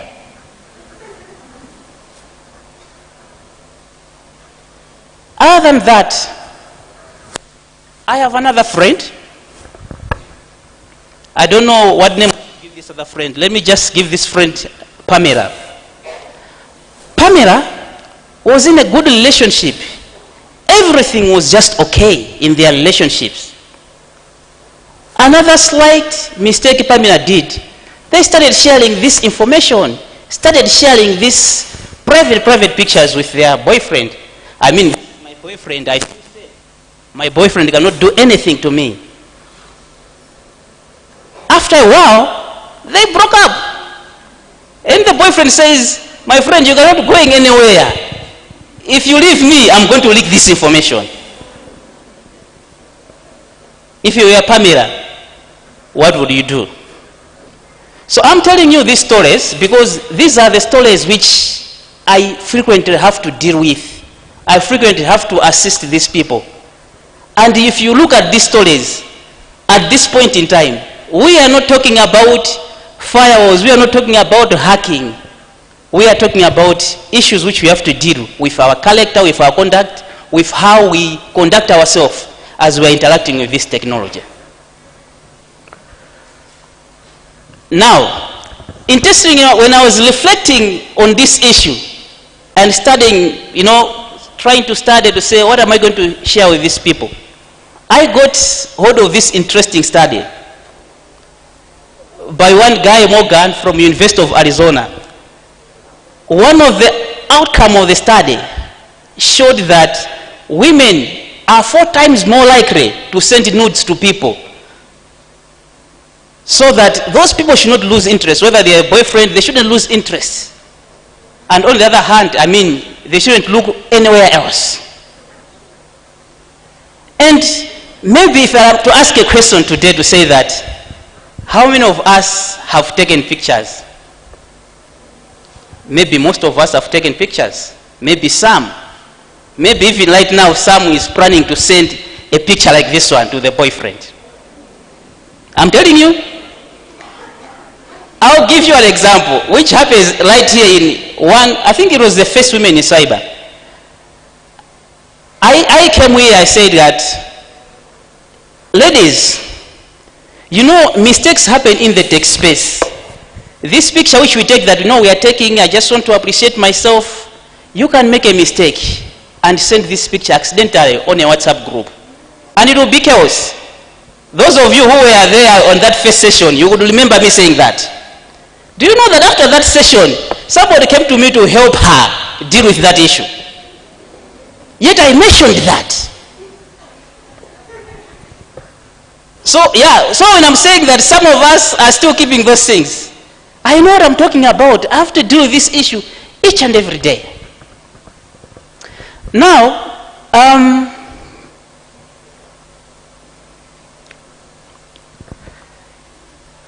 I know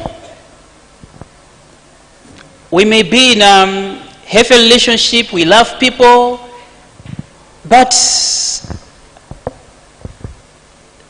there is nobody who can be in charge of your privacy apart from yourself. I wanted to make that clear.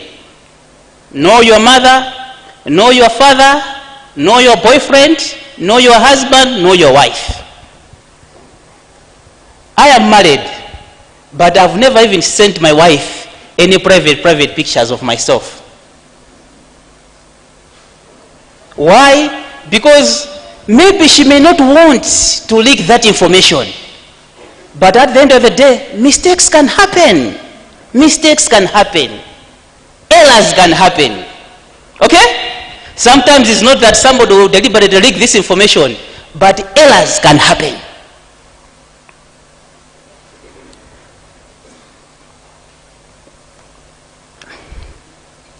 Now,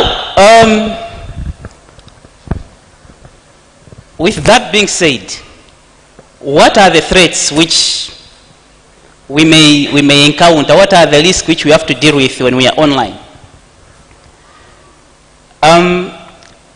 The first issue, cyber stalking. Mwina inumata kuona kuti sukuna lake, you have this friend request, and mwangobanga accept that frequent friend request. Ungo double my notification kuti this person has liked your picture from kalekale 2010, 2011, 2012, 2013. This guy is liking your picture, each and every picture. And you wonder what's happening. Before you knew it, they're asking, yeah, picture matenga kutiko, makala kutiko, yeah, we need to meet. And this guy is following whatsoever you are doing. That's stalking. Cyber stalking. Somebody stalking you, trying to get much information about yourself. And I love, was it Nkwichi? The 3 ladies that came with a poem. Nkwichi said it all. To say that if you know that this information is private, you don't want anybody to trace it back, that information shouldn't just go online. Okay, ladies, that information. Cyberbullying. There was a story of one man who was arrested for cyberbullying one of our member of parliament, if you remember that story. I won't mention name, but it's in the public domain. If you Google, you'll find that story. So this person is speaking on one of the female member of parliament in the country, and that person was locked. Why? Because cyber, when you bully somebody, if you say bad to somebody, despite whether you are a woman or you are a man, if somebody goes there and reports you, I mean, you are in trouble. So that's also something which we need to deal with. Grooming and sextortion. I explained a good example of Jen, grooming and extortion. There was a story, I think when we were in the last cyber event, when we were in that event, there was a story which was trending at that point in time, whereby a 17-year-old girl was arrested. Of course, she was being accused of killing a 10-year-old boy. But when you follow the story, it all started that this person met a person, a boy online. They started interacting. As they were interacting, what happened was this person started giving demands. If you love me, go and sleep with another person and get this artifact from this person. And this lady was just doing that for the sake of love. She was getting money. She was just doing whatever this person is requesting. Unfortunately, this person, this lady never met this man, but she was just getting instruction. And one of the instruction which this guy gave was that this lady needs to kill somebody as a sacrifice. And that story was trending when we were in the last cyber. And I think I'd also shared it, and it was all over the media. That's one of the story happening. And these are the issues which we are talking about here, happening here in Malawi. Deepfake abuse. Pakati pa pamalabuya tima trend tinatake whereby timatenga picture yathu kuyiponya mu chat GTP kuti atione ngati Rihanna kamina ndani Nicki Minaj, you know, so we are posting all those pictures online. So you see how chat GTP or Grok is, you know, transforming these images into, you know, into those imagination which we imagine, those personalities which we imagine. So the same way we are doing with those pictures, you have also seen a trend whereby somebody will just crop a picture, put it into AI, and make that picture to do different things. A good example, pakati panali ka dust challenge again agago whereby antamatenga ka picture gago bas you participate in the dust challenge just by pasting that into an AI, and AI create a video of you doing that. And when you look at those dust challenges, when you post your picture, that person or that persona which you create it's exactly like you. So this is interesting because if I'm able to create a digital footprint of myself, a digital persona of myself, somebody else who is malicious can also do the same for malicious intent. Currently with AI, somebody can clone your voice and create a video as if you are the one talking in that video.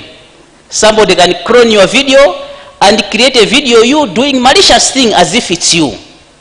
So whatever you're posting online, the pictures you're sharing online, people can use that to launch deepfake attacks against you.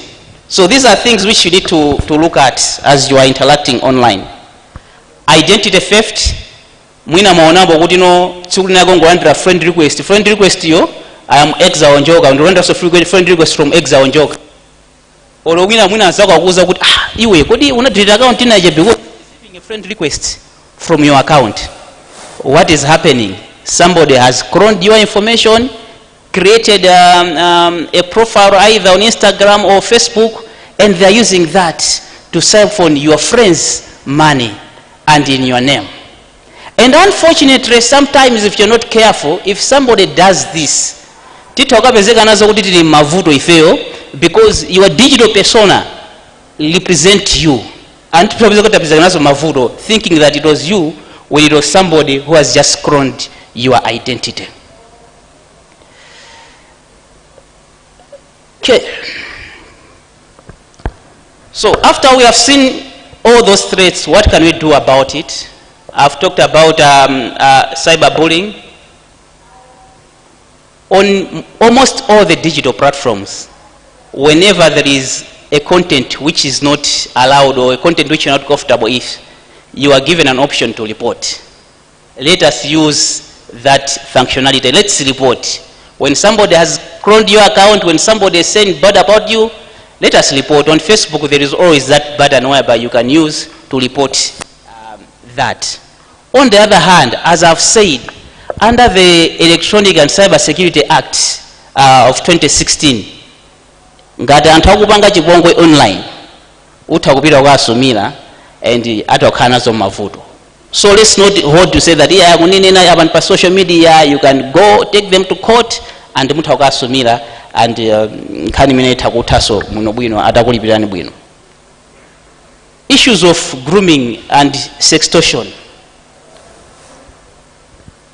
Nthawi zambiri kumakhala ati my enticement. I know of one case ndimayankhula with one of the models, one of the popular models. You know how models make their money.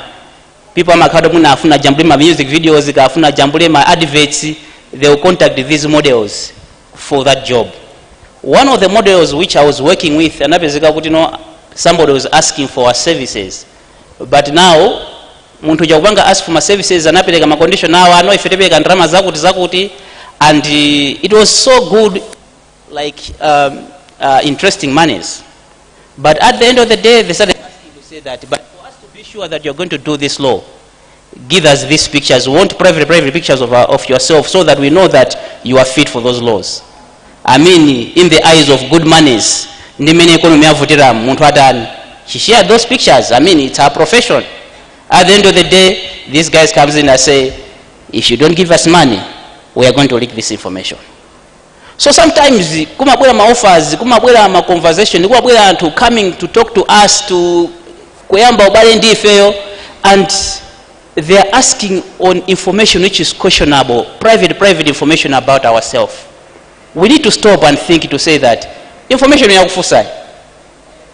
What will be the impact if I release this information?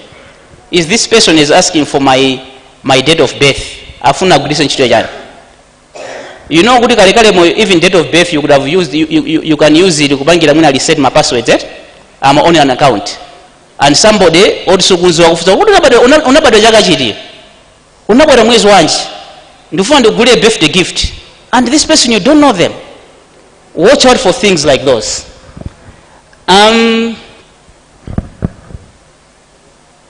Again, Makra, through Malawi set, you can report. Or you can go there and report. deepfake risks ndakambakaliza ma deepfake awa ma challenge akumachukawa apparently ma challenge ambiri aja amapangidwa create ndi ma attackers for them to harvest information for people. There was one challenge I'm trying to remember, that challenge whereby Timateka upload pictures, it could predict how we look when we will be 70 or 100. You remember that challenge? It was discovered that those guys who were owners of that technology, they were selling your data outside to malicious actors. So they were also using the same to train their AI, they are using the same to extort personal information. That's why some of the people, they reported that maybe my personal account were hacked and Tamina Kabanga submit those emails at that point in time. So we need to take care of these deep fakes or realistic challenges which are coming in, because chances are that they are harvesting our information, they are trading our information for their products. And one thing which I just wanted to mention is that my technology ambiriwa, they were created for the European space. And now, these people in Europe, they have discovered to say that the next market of technology, the next market of cybersecurity of AI is in Africa. Almost every big company in the tech space, they are chasing to get a market in Africa.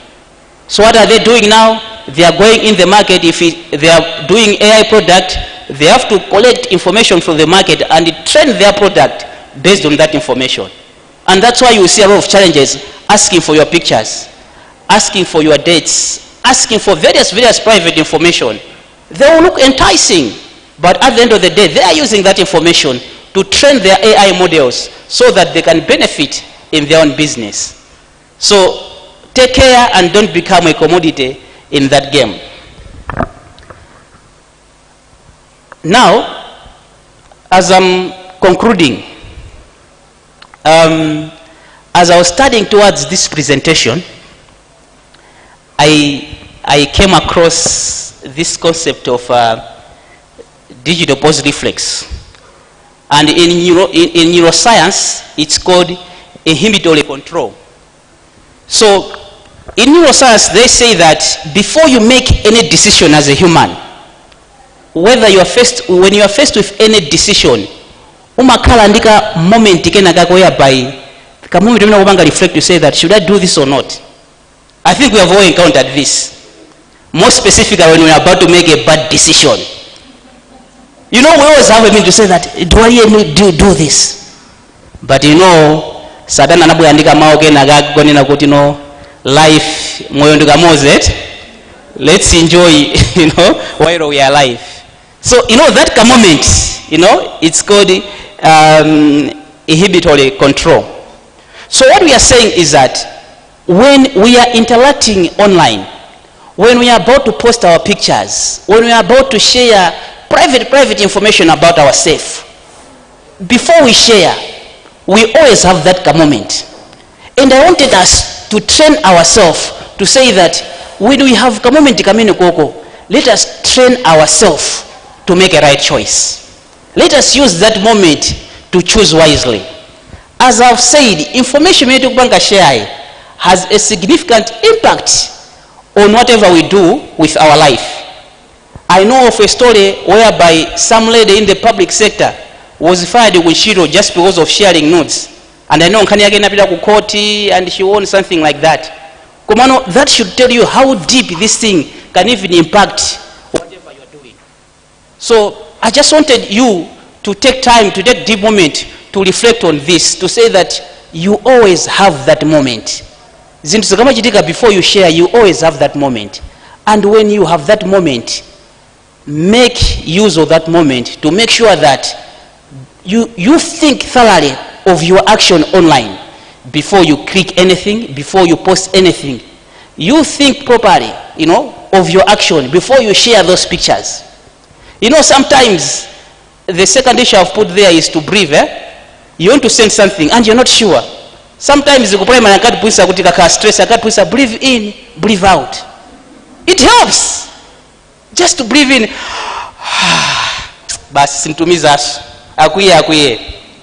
Okay? Try try to do that, you just save yourself. And sometimes when people are doing something funny, it's good to ask more questions. It's good to ask your peers. Muntu ya ulifusa zaguti. Kodino, what does this mean? We are always there. Person like me, I always help people. Women in Makonda Kwatandiza, because these issues, they always come on my desk. Mwezi su utakosa labwe nkanyo yobanga late like this. So always let's, take a chance to ask a question before we do any activities which we are not sure of. Otherwise, without that, we may end up in a very sad situation. Unfortunately, as I've said in the beginning, the internet doesn't forget. The internet doesn't forgive. That information will always be there. Imagine inu yomdaka kuti no 2030 mufuna muzakhale learning made bena pake kuma papezeke kuti pali manuds online. Zakusokonezerani campaign ka. So make sure that you are careful as you are interacting online. Ndikatero ndiye kuti no ndamaliza uthenga umene naubweserani lero. So muntu apart from being in the tech space, ndimbusa ndesi ndichoka pamalo sanatsire verse here. I want to share a verse related to this. Proverbs 14 verse 15. The simple or mere man believes in everything, but the prudent give thought to their steps. So what the scripture is saying is that ukakhala mbuzi ukakhala munthu ulino ndi wachabechabe umankhulupirira chilichonse umangotenga chilichonse. But when you are prudent and wise, like women who are in here, I know you are prudent. If you are prudent and wise, you mind your step, you mind what you are doing when you are online. Thank you so much. I don't know whether I have time to take questions. Maybe we can take one.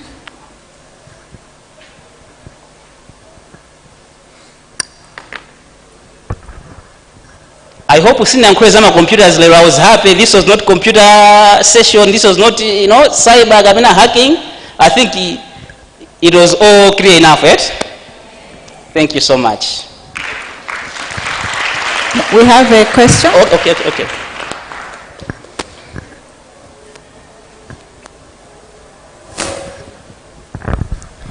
Thank you, Mr. Excel, for such a beautiful presentation. I have a question on, let's say on Facebook, links where you find that some ads come as if they're legitimate, more like maybe job ads. And according to the economy and how graduates are graduating and then there are no jobs out there, people are being tempted to apply something that comes as legitimate, but it's just there to steal, let's say, information from you. How can you be able to validate and know if it's a legitimate or it's something that's not there to scam you? Thank you.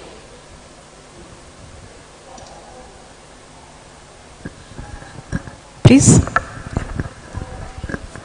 Okay, thank you so much. In enchilo zukuvutade, como as I've said, let us always think. Let us always think before we act on these things. So it's not a one size fits all answer which I can give you, because I know currently with AI it's always tough to detect. I know of one US company, it was reported that, they recruited a spy from, was it China, a Chinese spy, into a US film without knowing. So this is a company which has the best capacities or the best capabilities, but they recruited a spy. Now, what I wanted to mention is that there are just some few issues which you may look at, or there are some few parameters which you may look at when you are faced with a job advert online. One, currently each and every company, or let me look at it locally, each and every company, when there is an advert, they will post it on their website. If it's not on their website, they will post it either in the newspapers or their official online pages. So that can be one way which you can validate to say that this is true. Secondly, you can always try to find out. I mean, Malawi industry is small. You can always know to say that and pass a confirmation of this information. You can always ask questions, ask people to say that is this legit, if you're not sure of. Otherwise, literally, sometimes these adverts, they are sponsored, they are well crafted, and now with AI, they can craft it that you can even miss. And I know of, as I've told you, I know of some technical people who have been tricked just because of the advancement of AI. They are now able to craft good forms and good advert, and you think that they are legit. So I think the best way is to ask questions, check if those that vacancy is posted on their official website or official channels, social media channels. In that way you can validate. But otherwise, on face value, it's always hard to validate with the advancement of technology now. I hope I've answered your question. Thanks. Thank you so much. A hand for Mr. Njoka, please. Thanks. We are going to go right into our next panel before we break for tea. But we are talking about security that it begins with you. I think since day one, that was what we've been preaching, and I know most of us are young ladies. We are still in universities or we are starting off. Ladies, do not let a man be the hill that you die on. Please. Do not send those photos. Do not be tempted to do that. As Mr. Njoka has said, that the internet never forgets, and we are still evolving as women. So let us think before we share or before we post whatever it is that we are trying to post. May I ask the moderator for our next session? This one is a career camp. And I'm going to ask Victoria Kamwana to go upstage, and she's going to introduce her panel.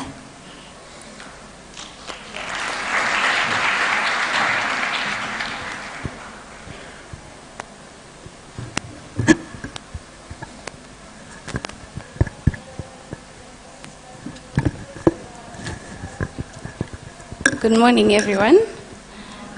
And welcome again to Day 3, Educate of the Women and Girls in Cyber Conference 2025. My name is Victoria Kamwana, and I'll be your moderator for this panel discussion. That heads Meet Women Leading Across all. So this discussion will focus more on the contributions that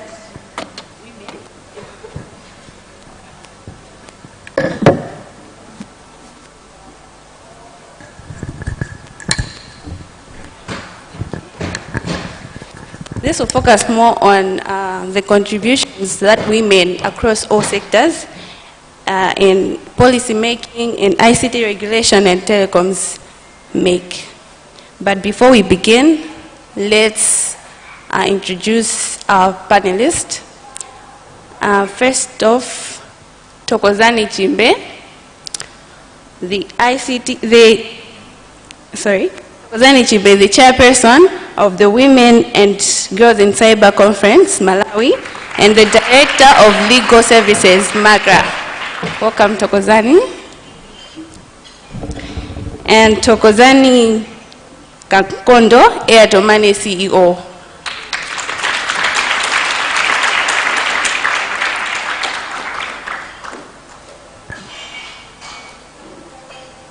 Another round of applause for our...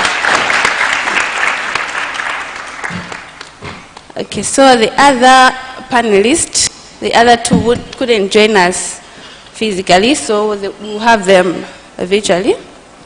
We have Annie Musaka, ICT Director at Audit General, Zambia.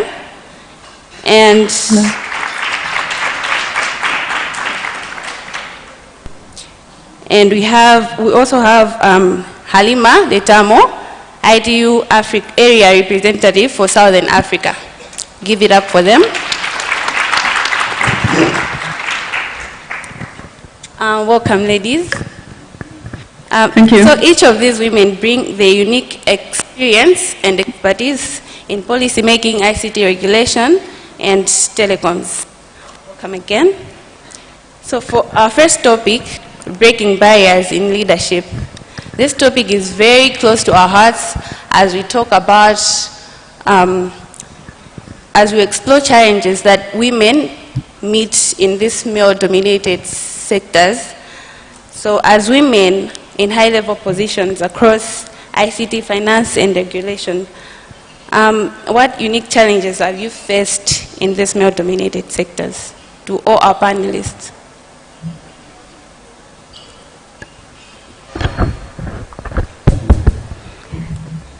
Thank you so much. In terms of challenges faced by women, I should actually say that I work for the communication regulator. So I'm in the regulatory space in ICTs. In terms of challenges, I think they are the same challenges that are normally faced by all women in any sector that is male-dominated. When it comes to ICT, I think we have said it again and again, that this is a male-dominated area. The gender divide is there, is present. But in terms of challenges, then there are many. One of the first things is that as a woman, to actually be recognized, it always seems you have to do more than what your male counterpart is doing. You have to do the job 3 more times as hard as the other male counterpart. And most of the times when you are joining, these are some of the things that I noted, that as a woman, even if you say something, the male or even your fellow women, sometimes they would not even want to take your position. They would rather listen to a male counterpart saying maybe exactly what you have said, simply because you are a woman. They believe that maybe you don't know what you are talking about. And sometimes the other challenge that you face, I'll give an example that keeps on happening almost each and most of the times when I go to places. Typical example is like most recently, I was leading a team in Kobola. Not in Kobola, Sunbed Livingstonia.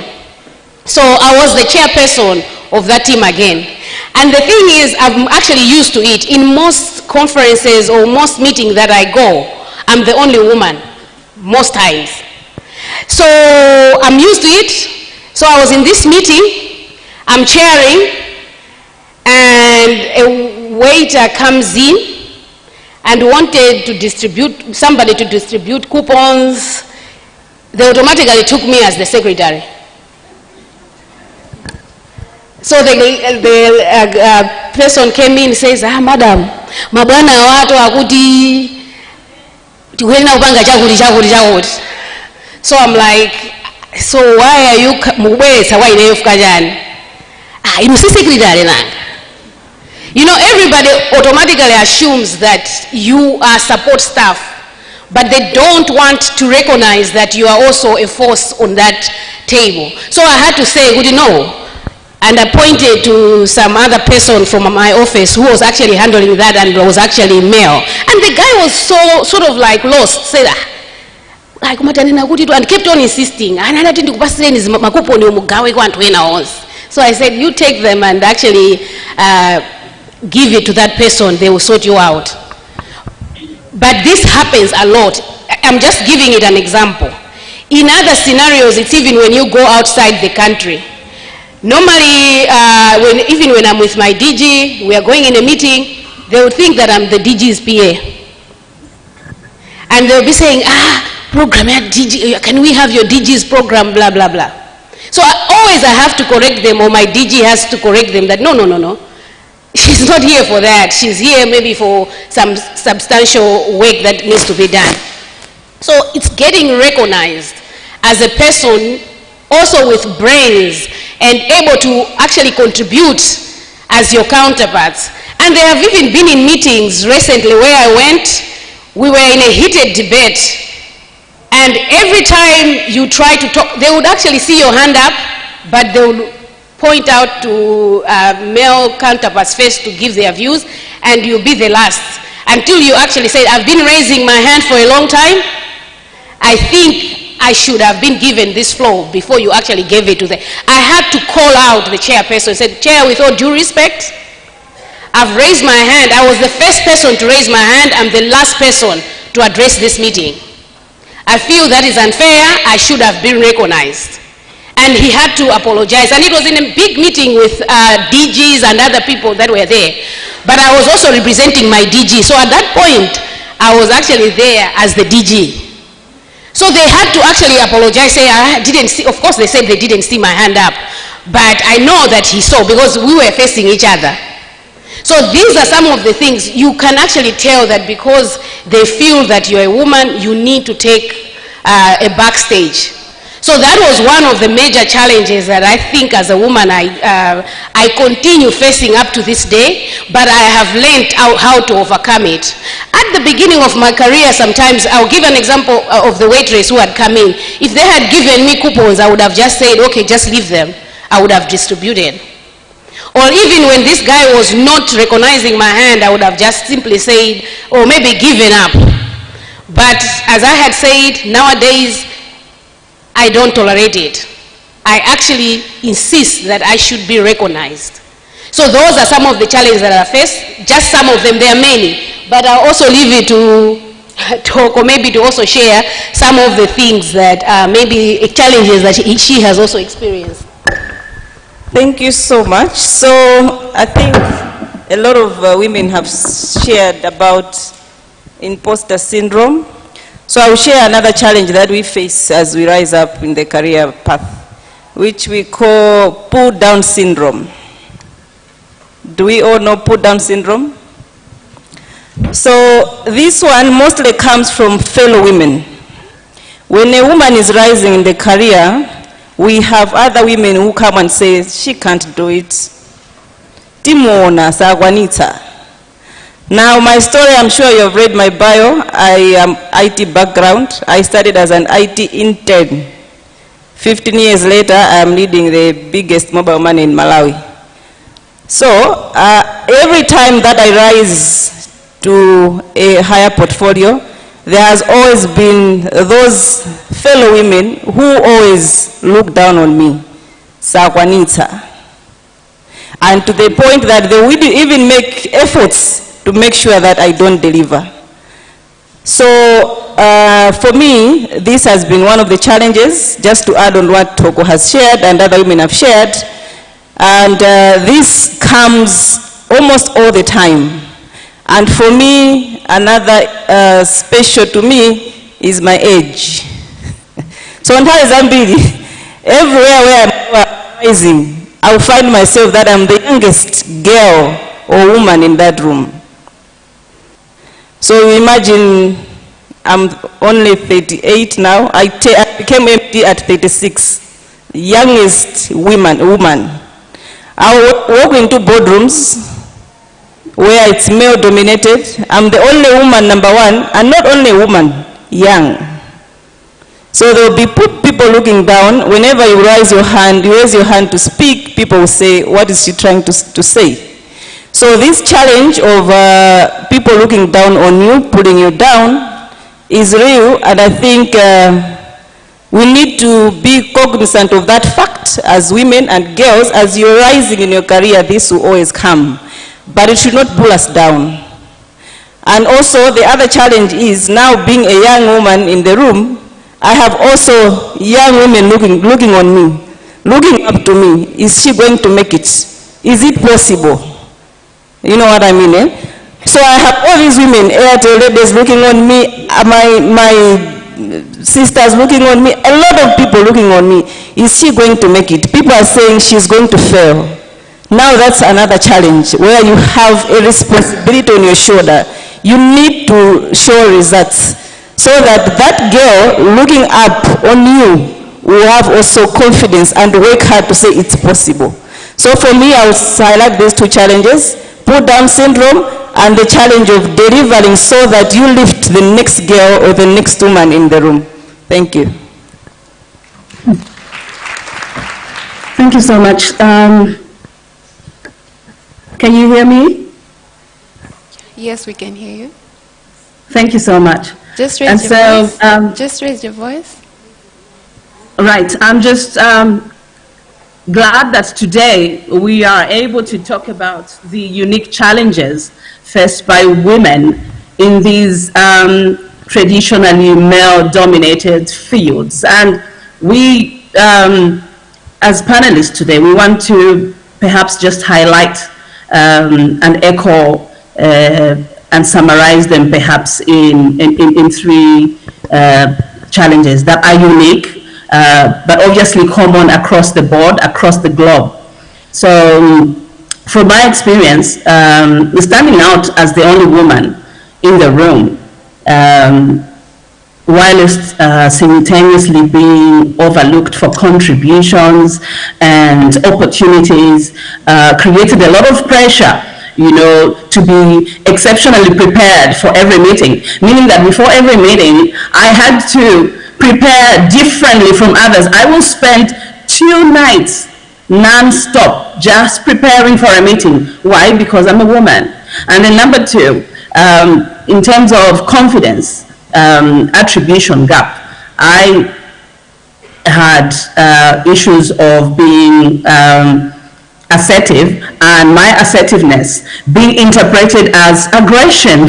Why? Because sometimes women are associated with mood swings and maybe being too assertive, overly excited because of hormonal issues, whilst hesitation as a woman would be seen as incompetence.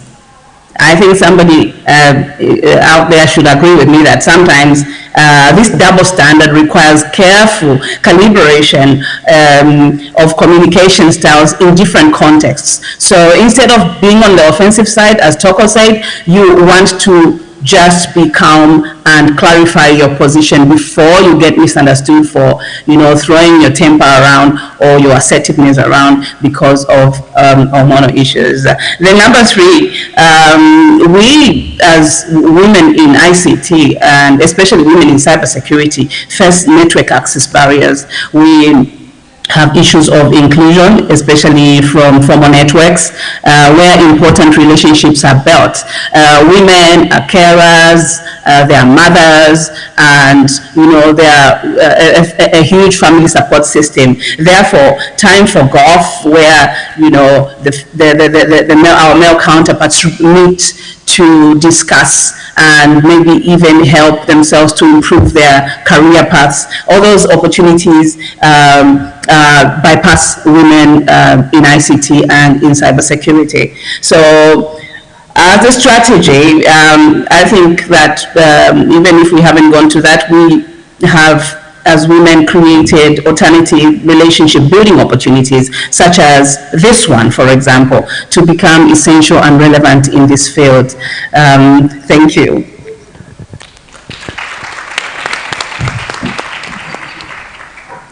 Thank you so much for that. Can you guys hear me? Can you hear me? Thank you guys for that.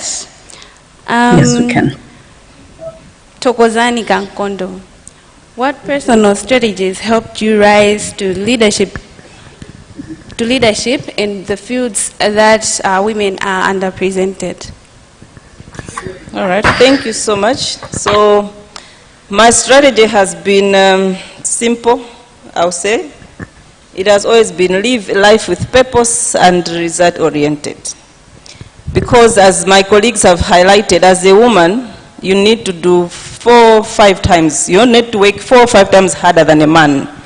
And the only way you can show up is results. So for me, working with Airtel for now 15 years, Airtel is a performance-driven company. If you don't perform, you don't fit into Airtel. So I used my IT background skills, knowing that telecom is a tech environment, to see how I can bring value and bring results on the table. So while others will talk about the traditional way of doing business, I'll bring in the IT aspect to add value to the table. And from day one, I had a purpose. So yes, I have IT background, I'm an intern, but where do I want to be? Who do I want to become in the next 2 years, in the next 5 years, in the next 10 years, in the next 15 years? And I believe all of us somehow, if some are not Christians, but I believe we all familiar with this that says, whatever you claim it, somehow God helps you to get it done, to make it happen. So while facing all these challenges, my strategy has always been result-oriented with a purpose. So these two have helped me to rise to the leadership roles. So after moving from an intern in IT, I went into marketing, because at that time in IT I was doing MIS, Management Information Systems. So I was the one behind the coding, putting reports and sharing with sales and marketing team. And the next day I wake up and see them, they are doing a promotion. At that time, I think Airtel used to do promotion of giving cars. I don't know if some of you were born at that time, 15 years ago. So I wake up and say, but this is the data that I gave them yesterday. They are now running a promotion. I want to be the one to make that decision, because I want to create an impact to an Airtel customer. So that led me to now go into the business sector. So in marketing, I started as an officer and rose up. 10 years later, I became the director. And marketing, everyone will think that being a marketing director, you need to be a chartered marketer. Up to now, I'm not a marketer. But while working as a marketing director for only 3 years, within the 3 years, I got recognized as best marketer in Malawi for 2 years. And people still said, how? She's not a marketer, but it happened. Then an opportunity came to lead the Airtel Money business. The imposter syndrome kicked in. I'm not ready, I can't do it. And the pull down syndrome also came. She cannot deliver this. She's not a digital finance. What does she know about finance? Her background is IT. But using the same strategy, purpose and result oriented, I said, how can I use my IT skills to add value to Airtel Money in Malawi? So that's what I brought on the table. And I'll say 2 years later now, because I became 2023 the MD for Airtel Money. 2 years later, I got another award in March this year as Airtel Africa, as the best Airtel Money in Africa. So it has always been purpose-driven, result-oriented, because as a woman, the only way you can show is when you bring results. Otherwise, in male-dominated industry like this, and being IT, yes, it's very difficult. If you only use your words, your emotions. So as things are happening, I always use result-oriented strategy and purpose-driven. Even now, I know who I want to become in the next 5 years, 10 years, 15 years, God willing. So every time you need to have a purpose, otherwise you just find yourself all over the place. Because over time also, within the 15 years working for one company, a lot of people ask me why. There have been opportunities coming along the way, offers coming along the way, but I still had my purpose. I said, this is where I want to go. This is who I want to become. Consistency, and I stayed within Airtel, and look where I am today. It's because of purpose. Thank you. Give it up for Toko Zani Kankondo. So we'll say Toko, be result and purpose oriented. And always use your skills wherever you are. You can use your skills to boost up your career wherever you are in every sector that you might be located in. Moving on to Anne Musaka. How do you balance oversight authority with the society expectations as a woman in leadership? Well, thank you for your question. I will outline 3 main points that I leverage on to balance authority with societal expectations and organizational expectations. So first and foremost, I leverage authentic leadership. You know, developing a leadership style that aligns with personal values rather than conforming to masculine stereotypes is something you can leverage on. I'll give you an example of collaborative decision making. If you are in a decision making process, you want to foster decision making amidst men without compromising authority. Number two, I will point to strategic communication. Be a great communicator. So adapting communication styles to different audiences whilst maintaining consistency in messaging, and also using data-driven presentations, especially when you are, for example, presenting to senior executives, or are you presenting to academia. You want to take a more narrative approach as a person in authority. Okay, so that approach is taken with various team members. Then, last but not the least, I look at building allies, and I mean strong allies. So, in order to balance authority with expectations, you want to cultivate relationships with influential colleagues who amplify and support your authority. For example, you want to create reciprocal mentorship. From this meeting that we're having, the cyber conference, you want to create mentorship relationships with male peers. Remember, we coexist with the males, so we cannot isolate ourselves and leave our male counterparts or our male peers out. We need to be inclusive and allow the male folks to also participate in helping us to speak out and to balance our authority. So in short, mutual support is key. Thank you. Thank you so much for that, Anne.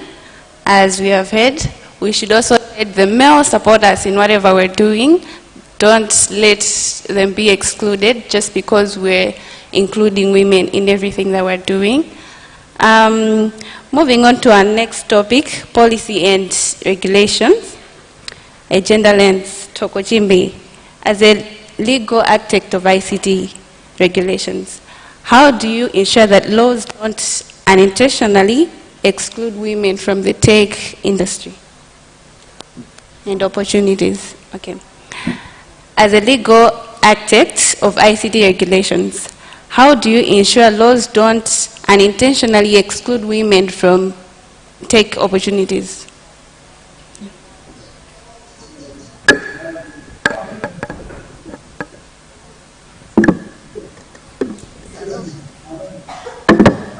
Hello. Oh, thank you so much. In terms of from the legal aspect, currently, I should say that when it comes to inclusion of women in most of in the tech sector, it is more than legal interventions that are needed. This one needs to be approached holistically. And this, even when we say policy driven, like I myself, I work for the communication industry, and my line ministry is Ministry of Information and Digitalization. But you will notice that when it comes to tech, we need to be talking with even policymakers from Ministry of Education. Actually, they would be the right people to actually ensure that in every curriculum or that they're developing, women are actually, there are deliberate initiatives that are taken to include women. So one of the things like from the tech, because is to advocate for other ministries who are involved. Ministry of Gender is another example. Like when we were organizing this conference, one thing we made sure was to involve both Ministry of Gender, Ministry of Education, as well as Ministry of Information, because we know that we all have a shared responsibility when it comes to this. And for us from the Ministry of ICT, because most of the things that we do is mainly regulation, is to support policies, to propose policies that will ensure women are included, or women, especially where there are digital divides or gender gaps, that women actually prioritize in most of the things that they're doing. So I would mostly respond to this based on what I have done. Mostly is to advocate for the responsible ministries to actually include laws that should within their policy, within their laws, to include initiatives that would support women in tech. But that is just from the regulatory side, from the policy side. But as I said, there are so many things. We need to just even include awareness when it comes to women, because some of the challenge that I've noticed is recently, I think there are others who I was there with. There was a story that I heard, I keep on thinking about it. We're celebrating the ITU Girls in Cyber at Mubas. It was a very colorful, beautiful event. And there were students, again, who came from different schools. And there was one school, I've forgotten the lady, but she was a teacher who came with, who accompanied some secondary school students. So after we had our talk, we had our discussions, we were having lunch, and she says, you know what, all my life I wanted to go in tech. And that's why I insisted that I escort this, accompany these ladies, young ladies here. And the more I think about it, the more I know I should have actually done tech courses. So I was like, why didn't you do tech? She said, you know, when I did my MCE, I passed. And when I was filling in the choices that I was supposed to, my course choices, my mother, I showed her that I wanted to do tech. She said, you are not going to do this. You are not doing any tech subjects. If you take these tech courses, who's going to take care of your husband and children? And apparently the father tried to intervene, to encourage, but the mother, because the mother was the forceful force in that family, insisted that you are either going to be a teacher, a nurse, or a secretary. Those are your three choices. And I want you to write them down, because if you are going to do tech, you'll never get married, you'll never have children. Because I know what is involved. And she said, because she used to listen to the mother, that's exactly what she did, and that's how she ended up being a teacher. The sad part was, like, look at me. I'm actually in my early 50s. I got married, my husband died. I had one kid. My kid passed away as well. And now I'm left with regrets, thinking of that, of one thing that I should have done. I should have pursued what my heart wanted. So because there were other lecturers there from Mubas, I had to direct her to others, and they had to encourage that this is not the end of the world. Actually, one of the reasons why we are having these girls in ICT is to encourage women like you that you can reskill and do tech. So why I'm citing this example, I'm saying that it even starts in the homes. Beliefs. Society believes that if you become tech, you want to be a man. You want to take on the man's role. So it's women again from this example. And I remember there was somebody else who said it also happened to me. But for me, my mom thought I had done teaching when I had chosen something. When I went to college, I ended up doing what I wanted. But I really resonate with what you have said.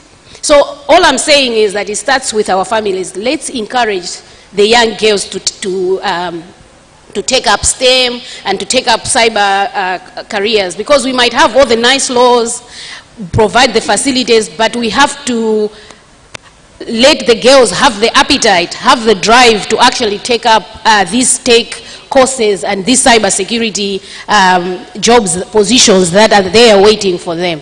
Thank you.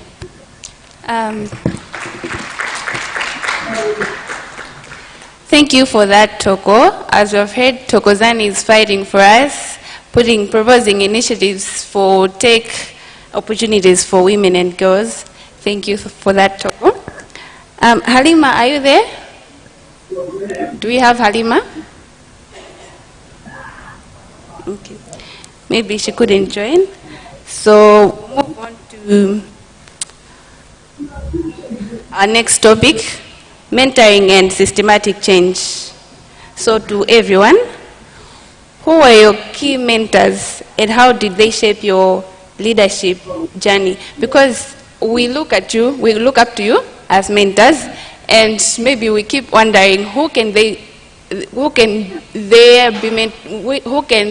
their mentors be? Because as girls, as young girls, we look up to you.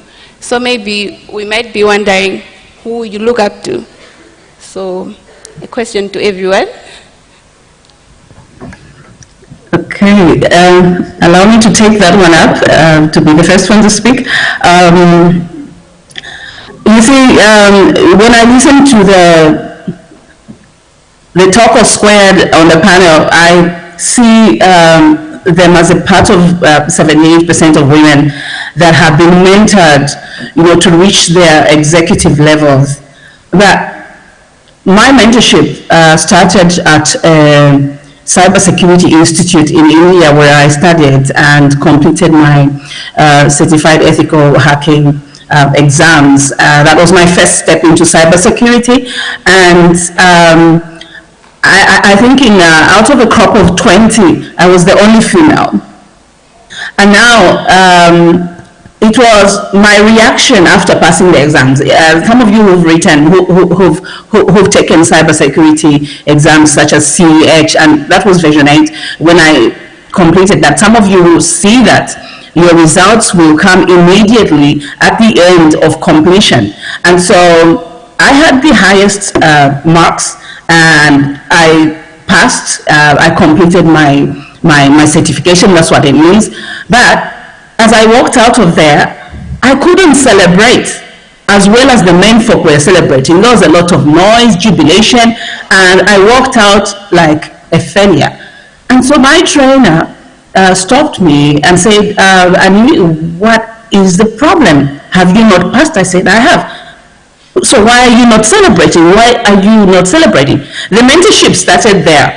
It's how you react as a female with a huge responsibility, perhaps in cybersecurity or in ICT, and even after a triumph. It's how you react that makes society treat you a certain way. So, honestly speaking, my initial mentorship came from my trainer, and it's how I reacted, and she brought that out. And immediately I realized there is something wrong about how females react in male-dominated fields. And so basically that was my initial mentor. I have many others, but I think my tutor and trainer in cybersecurity was my favorite mentor. Thank you.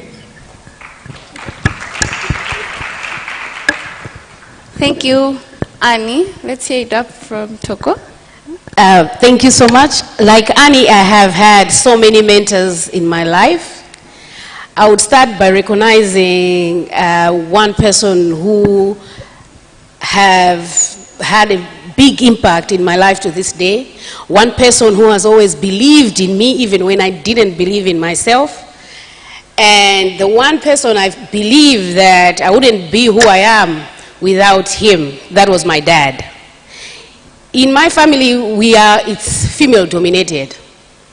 There are so many girls, and I have 5 sisters and 1 brother. But my dad was that sort of a dad who was a proper patriarch. And I remember growing up, he never took us as girls. The task that the guys are doing, the females were supposed to do. One of the things I remember growing up was first thing, washing cars. I hated it, I shouldn't lie. From washing cars when I was a very young girl, and I mean every day before he drops you to school, he would say, you are going to wash the car that is going to drop you off to school, in primary school. So we would give each other shifts. Today it would be me and my other sister washing. The other day it would be my other sister and maybe somebody else doing it. We graduated to actually fixing cars, tires from the cars. You like everybody is going to learn how to fix a tire if you have a tire burst. I'm like, but I'm a woman. Why should I be doing this? Says, that's the reason why you're going to do this. It went on to checking battery water and other things. So now I can do all those things. I don't do them anymore because I used to tell him that once I finish school, I'll never do this again. But he will still say, as long as you are in my house, my rules, you are going to do it. So there were so many other things. The way he would make decisions, he would, at some point, he started involving us. I didn't recognize it then, but it's now. And I remember the way he passed on the baton. Of all my siblings, I'm the one who spent a lot of time with him because I never went to boarding school. I was in a day school. So it meant every day. The first time I went to boarding school was when I was in college. So I remember during that time, every time he would make a decision. There were so many people who used to come because to ask for his advice. Then sometimes he would explain to me why he has taken a certain decision, why he has given certain advice. He would just be explaining. And then he would ask me, do you know the reason why I've done this? So I would actually say, oh, I think it's this. Then if I'm right, he'll say, you are right. If I'm wrong, he'll say, you are wrong. Then it went on to a place when he started, like, before he made a decision, he would ask me, there's this, what do you think I should do? What would you do if it was you? So I would give him my opinion, then he would say, why do you think that? I will explain to him. If I'm right, he will also say, brilliant thinking. But if he thinks I wasn't right, he'll tell me why I shouldn't have done that. I stayed with my dad until the time he died, which is in 2021, because he was sick and I was still staying with him. So at that point, I would still go back to my dad whenever I'm in problems or whatever. But I remember the last few years, every time I went to him, he would say, when I ask him, like, what should I do in this scenario? He would say, what do you think you should do? Then I'll tell him, why are you asking me? It reached a point then I didn't even have to be going as often as possible because every time I was getting it right. There were a few times where he would say, but you should also consider this. When he passed, it was the only time I realized that we had progressed to these stages, and I realized that he was passing the baton. And at that point, I was confident enough. There's one thing he always used to tell me, Toko, you are capable of doing everything, and I believe in you, and you'll go far. And because I was a daddy's girl, I wanted to please him. Almost everything that has driven me has been, at the beginning of my career, was to please my dad. So I believe he is my biggest mentor. Even now, when he's long gone, there are certain decisions I always ask myself, what would have dad done in this scenario? He keeps on guiding me. But the other people who have also mentored me has been a good support system, my best friends. I've got a best friend that we started being best friends since primary school, Judge Zone Ntaba. We've been best friends, now we are sisters. We've been through it all. There were times we failed together. I remember when we were in college, there was a time we failed exams. And we said, now we've given up, we are going home. I'll call you out on this one. So it was like, let's just give up. Let's do something else. Then we'll sit down and we'll discuss it and say, no ways. What will people say? They would laugh at us. Let's read. Then we'll go back and we'll read. And we passed. And this has gone on throughout our career. Every time you're having problems, you always have a support system that you go back, even though they're your friends, you talk about it. There are so many I cannot mention, but mentoring doesn't stop, and I'm being still mentored by other people as well. But these are just some of the people that I can say have actually mentored me in my life. Thank you.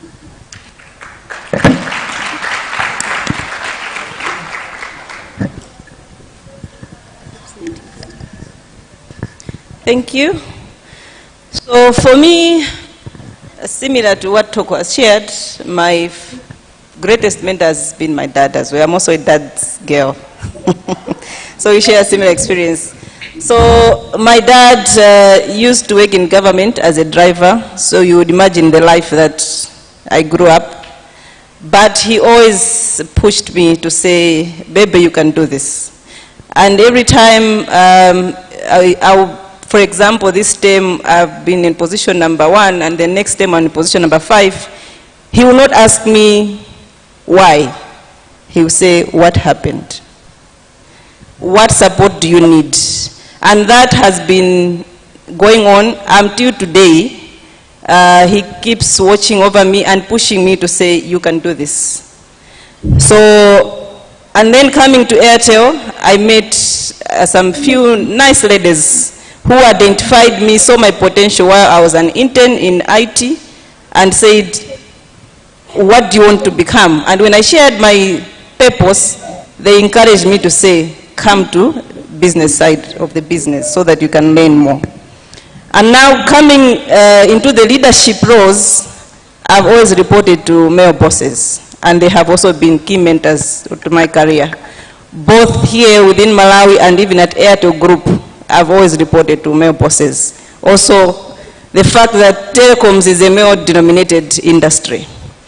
And they saw my potential, and they believed in me. They always pushed me hard. I remember when I was being trusted the responsibility to act as a marketing director. That time I was just coming from maternity leave. I was tired, and then I just got a call to say, your boss is leaving, and we want you to act. I said, no. And I was asked why. I said, I am not ready. I'm coming from maternity leave, I am tired. And also if I look at my career path, I didn't plan that I'll become a director now. I'm too young. I want still to have some time to play. I don't want responsibility. It was a tough conversation. I said no. I think for almost 1 week, we kept having this meeting every day. And they kept saying, no, you have potential, you are going to do it. You are going to do it, and we are going to give you the support. And they have been mentoring me, I would say, from day one up to now. Even when I was becoming the MD for Airtel Money, like I said, I don't have any background of digital finance. I don't have any certificate for digital finance. But they saw the results that I've brought over time, and my capabilities and my potential. And they're going through interviews with also other men, and I was still picked to lead the business. And until now, whenever I am not too sure of what to do, how to do, I go to them and seek advice, seek counsel.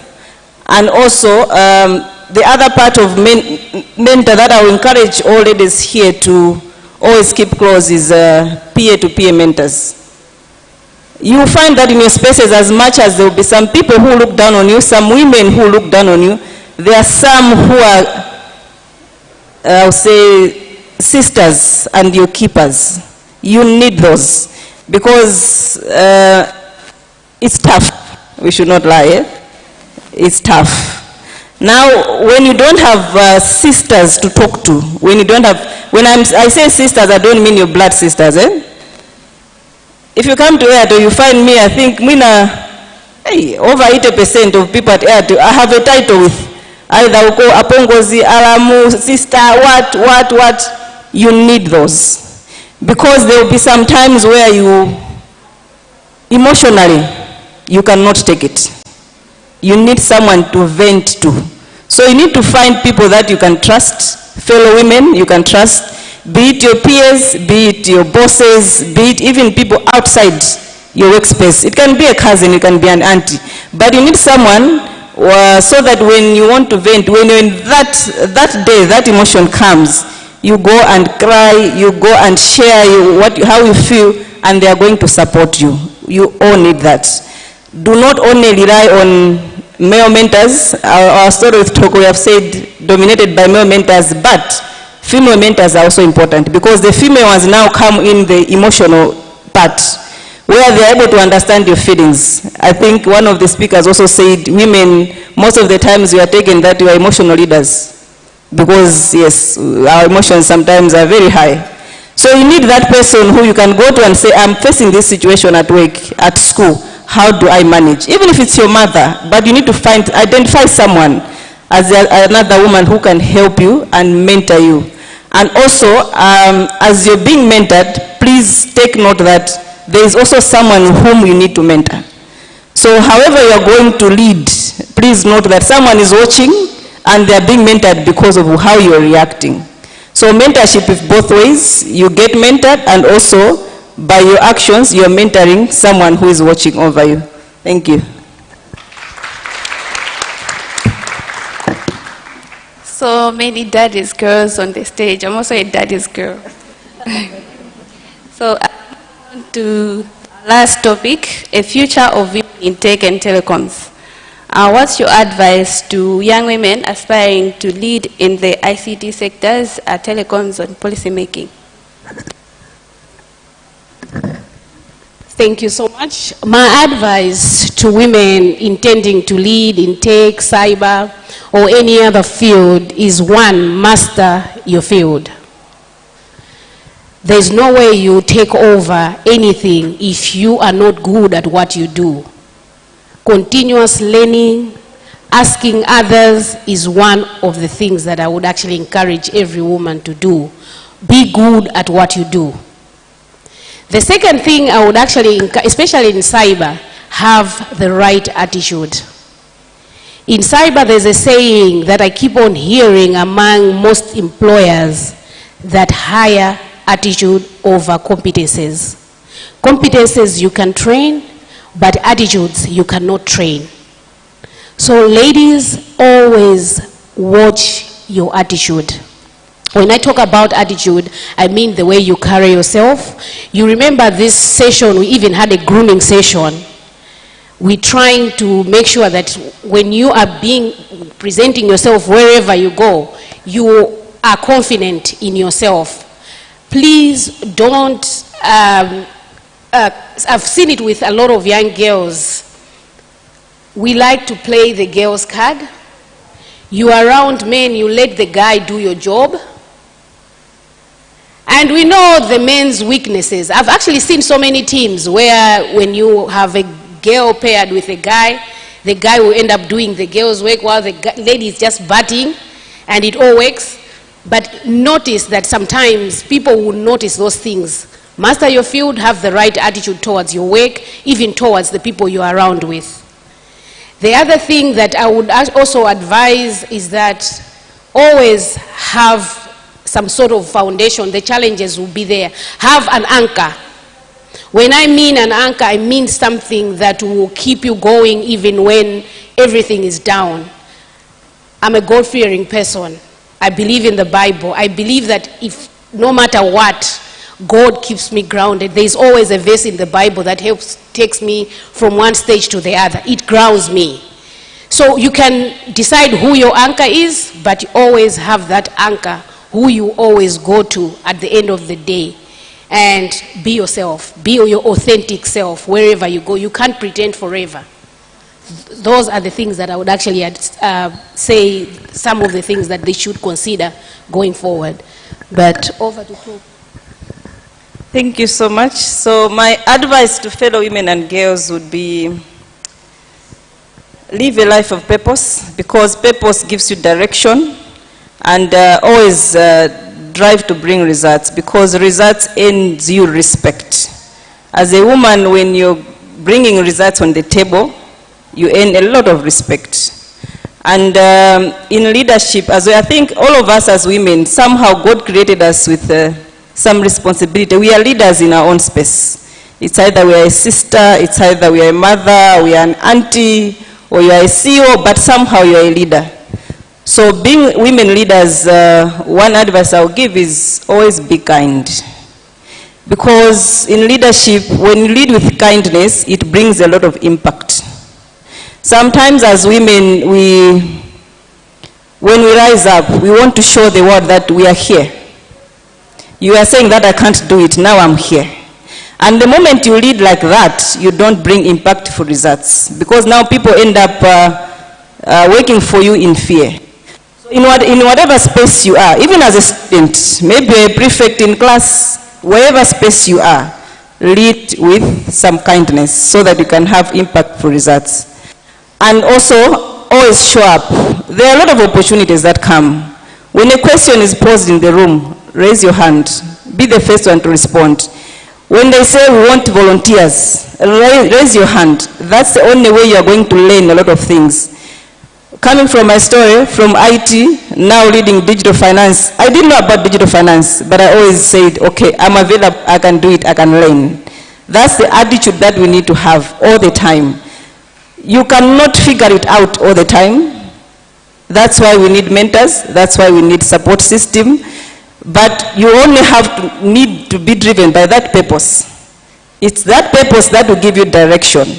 So whenever you have that feeling that, how am I going to do it? Don't worry. We are in a world where we need each other. There are people to support us. Don't try to figure it out by yourself. Things will fall into their places somehow, but you only have to be driven by purpose and always drive results. If results are not coming out, check yourself. What am I doing wrong? What am I doing right? What do I need to fix? Because it's only results that will earn you respect at that leadership table or in that space as a woman leader. And use your IT skills. I'll say, these days the Gen Zs, you say what? As a pangolin, like your tool that where everyone else is trying to figure it out, use IT. These days we have AI, we have all those things. You can code, you can do what, use IT, because it's a fact of life that now all businesses are being led by technology. So as a woman with IT background, it's an added advantage. You see that most of the leaders right now, if you go into the corporate world, you find they are being sent to IT courses. Because why? The world is being driven by technology. So you already in that space, you have IT background, use it so that you can drive your purpose and you can bring results on the table. Thank you so much.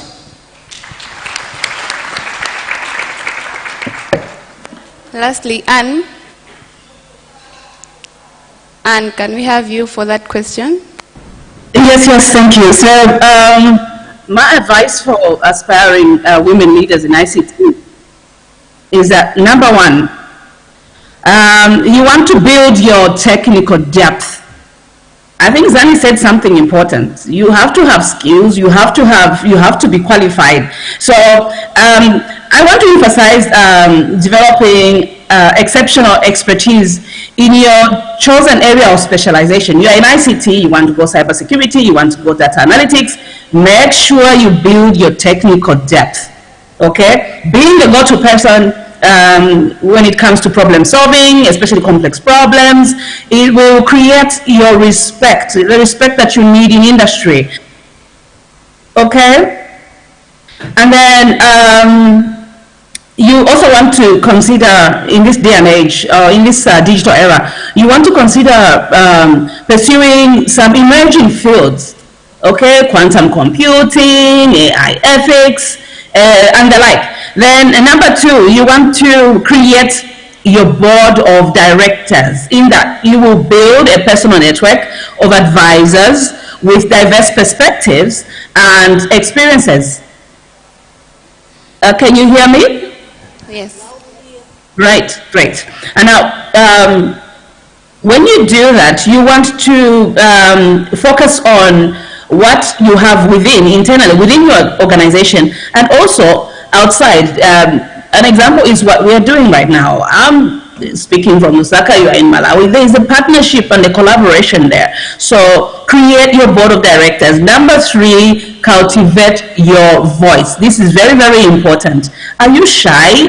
Are you a person who loses your freedom when speaking in public? So you need to practice articulating your ideas clearly and confidently in a more progressive manner, especially in a challenging setting, for example. Participate in debates, especially if you are in university or in secondary school. Join programs like Toastmasters, or you can even volunteer to present in internal meetings within your organization so that you develop this critical skill. Okay, then lastly, not the least, you want to pay it forward. What do I mean? You want to mentor others, okay, earlier than you think you're ready. You don't have to be ready to mentor others, just mentor. Just step in, given an opportunity, okay? So support other women, and also reinforce your own learning and build your like your powerful network. This is very important. Why? Because at some point you will need to pay it forward. What you're expecting today, the mentorship you're expecting today, begin to give it little by little, ready or not. Thank you.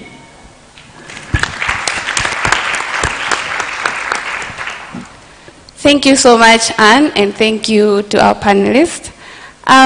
So lastly, for the audience, how many of you here have been the only woman in the room in the tech industry where you were attending maybe conferences, workshops? I know I, for one, have been at the Kaspersky workshop across there at Sunbelt. I was the only woman in the room. I wanted to leave. I was never, but I stayed and I represented because I knew that my presence is representing every woman out. So I did it, and I'll do it again, and I'll do it again even better. So a question for everyone: how many of you have been the only woman in the room? Anyone? And can someone share your experience, please?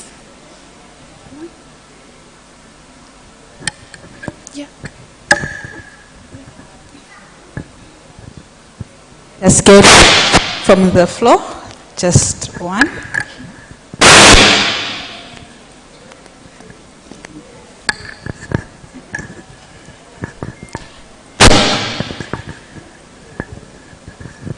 Good morning, everyone. My name is Mumbichira. I come from Zambia.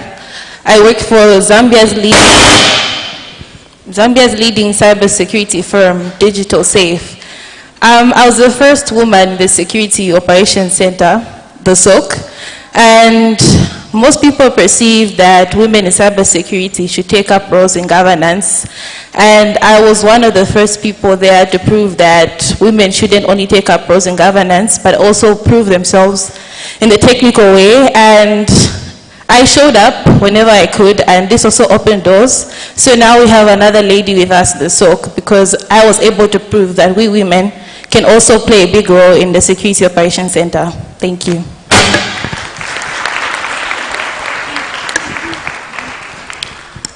Thank you for that, and that is the end of our panel discussion. Thank you to our panelists for their insightful discussions for this panel.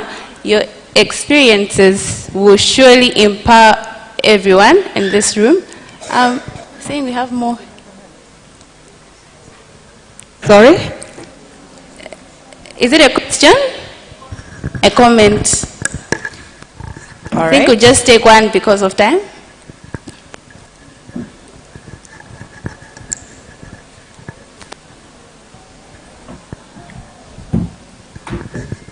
Good morning, everyone.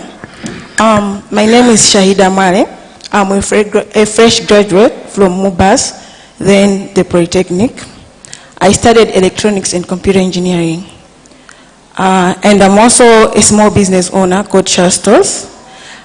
Being here today, I'm so inspired, and I could say once again, because I also had an opportunity in 2015 at my school, at St. Michael's Girls Secondary School, when MACRA visited us when they were celebrating Girls in ICT, and a group of women visited us, led by Martha Kwaraine.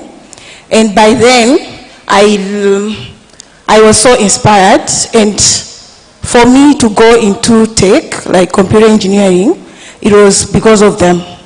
I knew I wanted to be an engineer or a doctor, but I didn't really have a direction on what I have to do. But they really helped us to say you can do it. And on my selection, on courses, I should say programs, I always chose ICT, either at Inzone, ICT here, and I also chose computer engineering at Poly. So I would like to thank MACRA for the job well done. I feel like I'm a graduate or alumni here. I don't know the right word to use, but it's really helpful. Secondly, I have a point to make, which I would regret, as Itoko said, from her experience with some women. I feel like we have been inspired, but as young women or as young people, we have to give back to the community. We need to have a kind heart so that we can help others. Okay, we have been inspired, but how about those who are in Nambuma, who don't have access to this conference? Sharing my experience, I come from a ghetto, and when I applied for the university, I didn't know anything about computers, but I knew I still want to be in that space. So I found a lady who was doing stationery business, and I asked her if she could help me. She said, okay, fine, I also want to write my exams again, my MCA exams.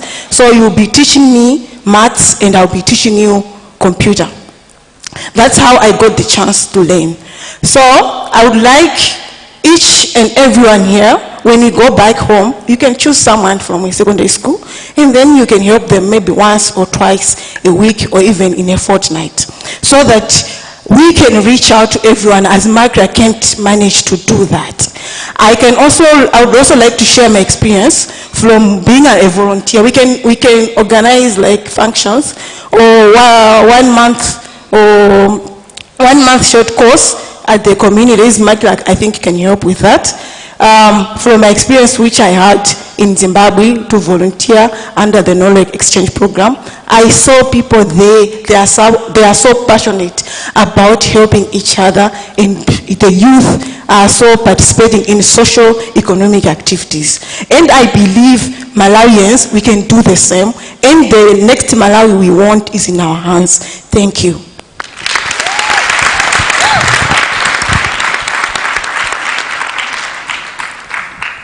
Well said. Thank you so much for that.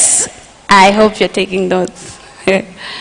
And again, I believe the experiences that these women will impact most of our lives and our career paths. And thank you again for participating in these panel discussions. Let's continue to support and uplift women in this field.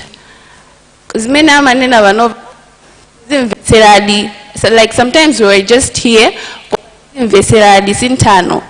remember the first conference that I attended in 2023, Tokozani Jimbe said, you should network, your first employer might be here. And I really made my first employer that conference. So someone go but put it into practice. Please network, get to know these women. Yeah, thank you so much for having me. Thank you for that. Yeah. Thank you, ladies. Another big hand.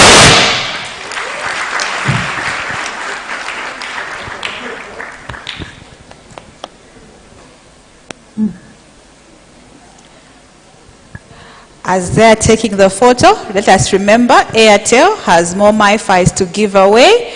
Please, technical team, if you could have the hashtags as we are going for break. Let us take a photo. Tell us just shortly your highlight of the conference. Tag Airtel, tag Makra, follow Airtel, follow Makra. We are on Facebook, we are on Twitter, we are on TikTok, we are on Instagram, and we are on LinkedIn. The post that has the most likes is going to be given MiFis. This competition is closing at 2 because we have to give away these MiFis at 3. That is where we are closing our conference. So do it now, ladies. Let's break for tea. Tea will be served at the back. May I kindly ask that we do it orderly so that we stand on a line, and we are going to be served by the hotel. For our speakers, we are having tea, the next room in Mbidzi.